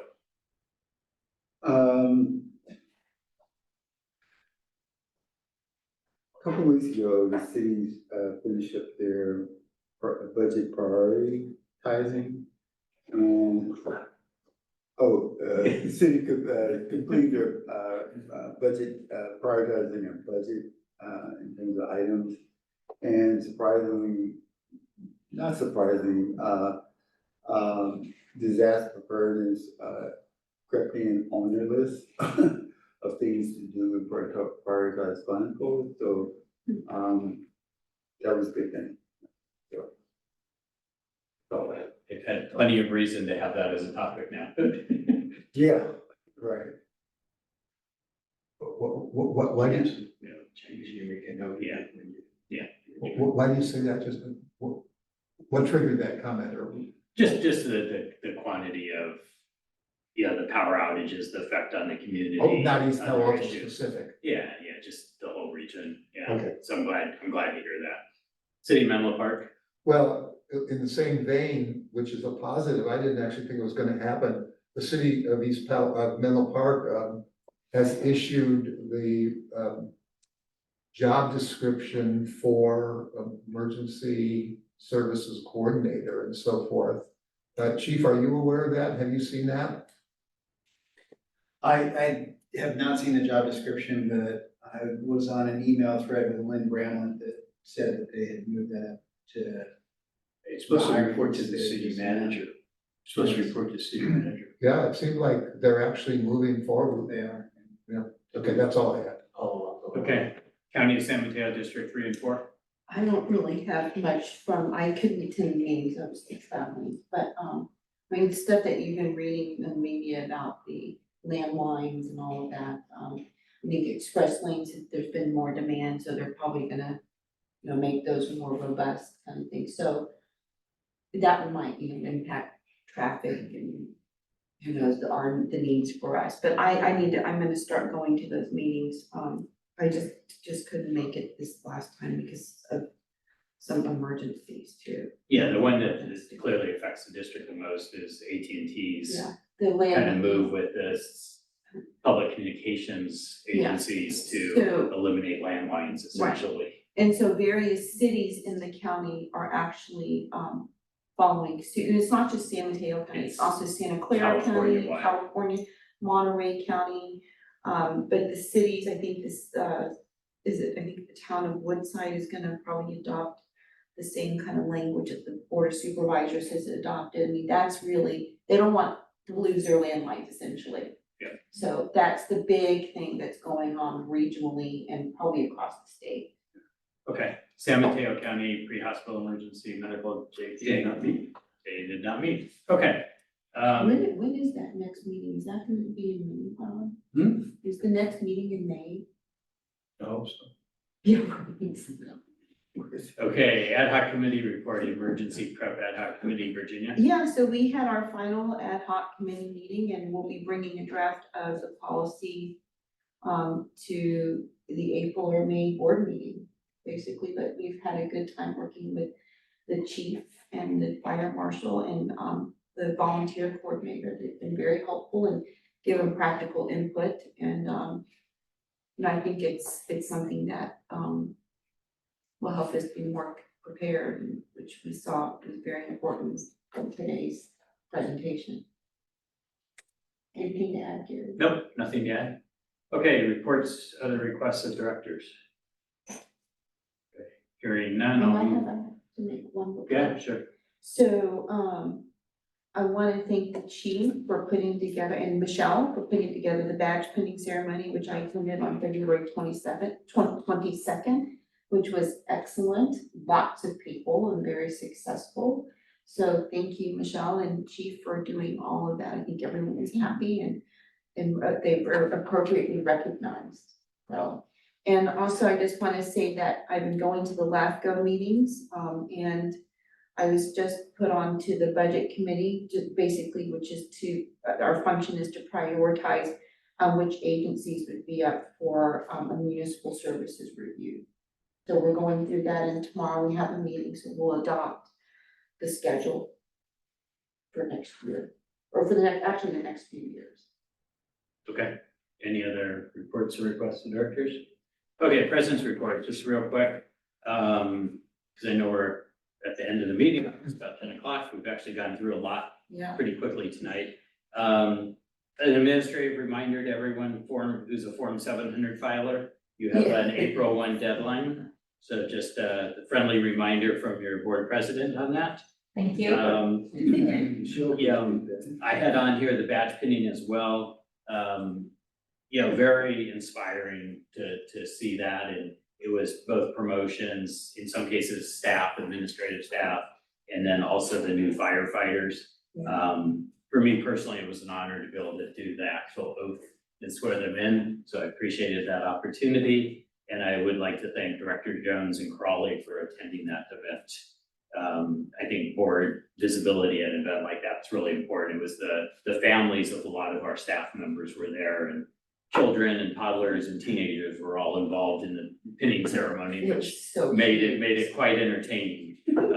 Chief did a terrific job of welcoming all the various age groups into the meeting. I wanted to let the board know, just because it involved district, that I have, for over 15 years, I've been a member of California Task Force 3. I have resigned from the task force. So I made that decision really based on, kind of the policies I put in place 15 years ago, which is that if you have people that are unable to participate in a meaningful way, that it's best that they resign and move on, so you can put the next generation in place.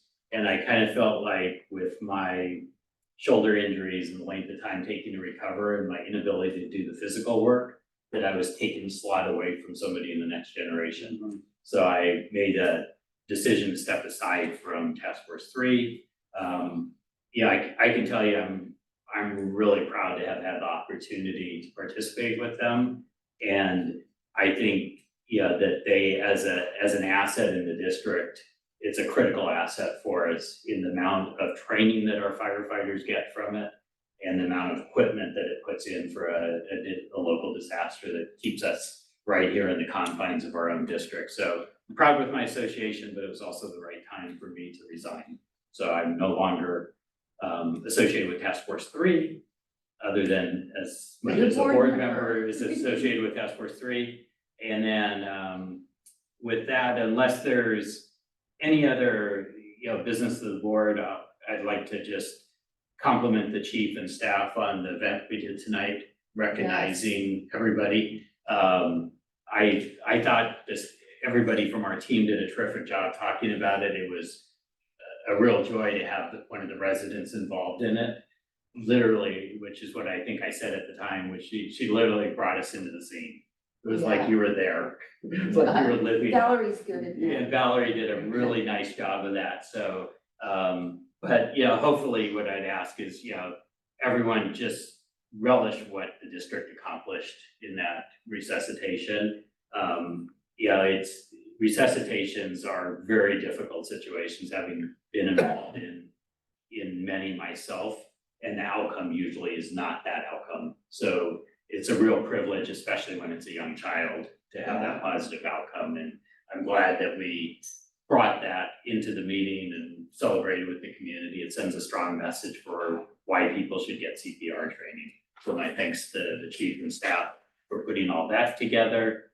And Virginia has one last thing. Because I'm actually gonna thank you, Gary, for volunteering for the task force, because you've been there from the very beginning as a consultant and in so many capacities. So I just commend you for years of work, 15, 20 years of I'm work. not sure the exact, I try not to count exactly. No, I know, but I mean, the point is that, It is what it the, is. the thing is that, the people there are, pretty much volunteers, right? And it's a lot of work, so thank you for doing all of that and for helping the fire district be able and being a part of, being the lead agency of the CAC. Thank you. Any final public comments? Hearing none, we will adjourn to our next scheduled meeting of April 9th. Reminder, we did move the meeting up a week. And everyone have a great evening and celebrate that we had a phenomenal stay. Yeah.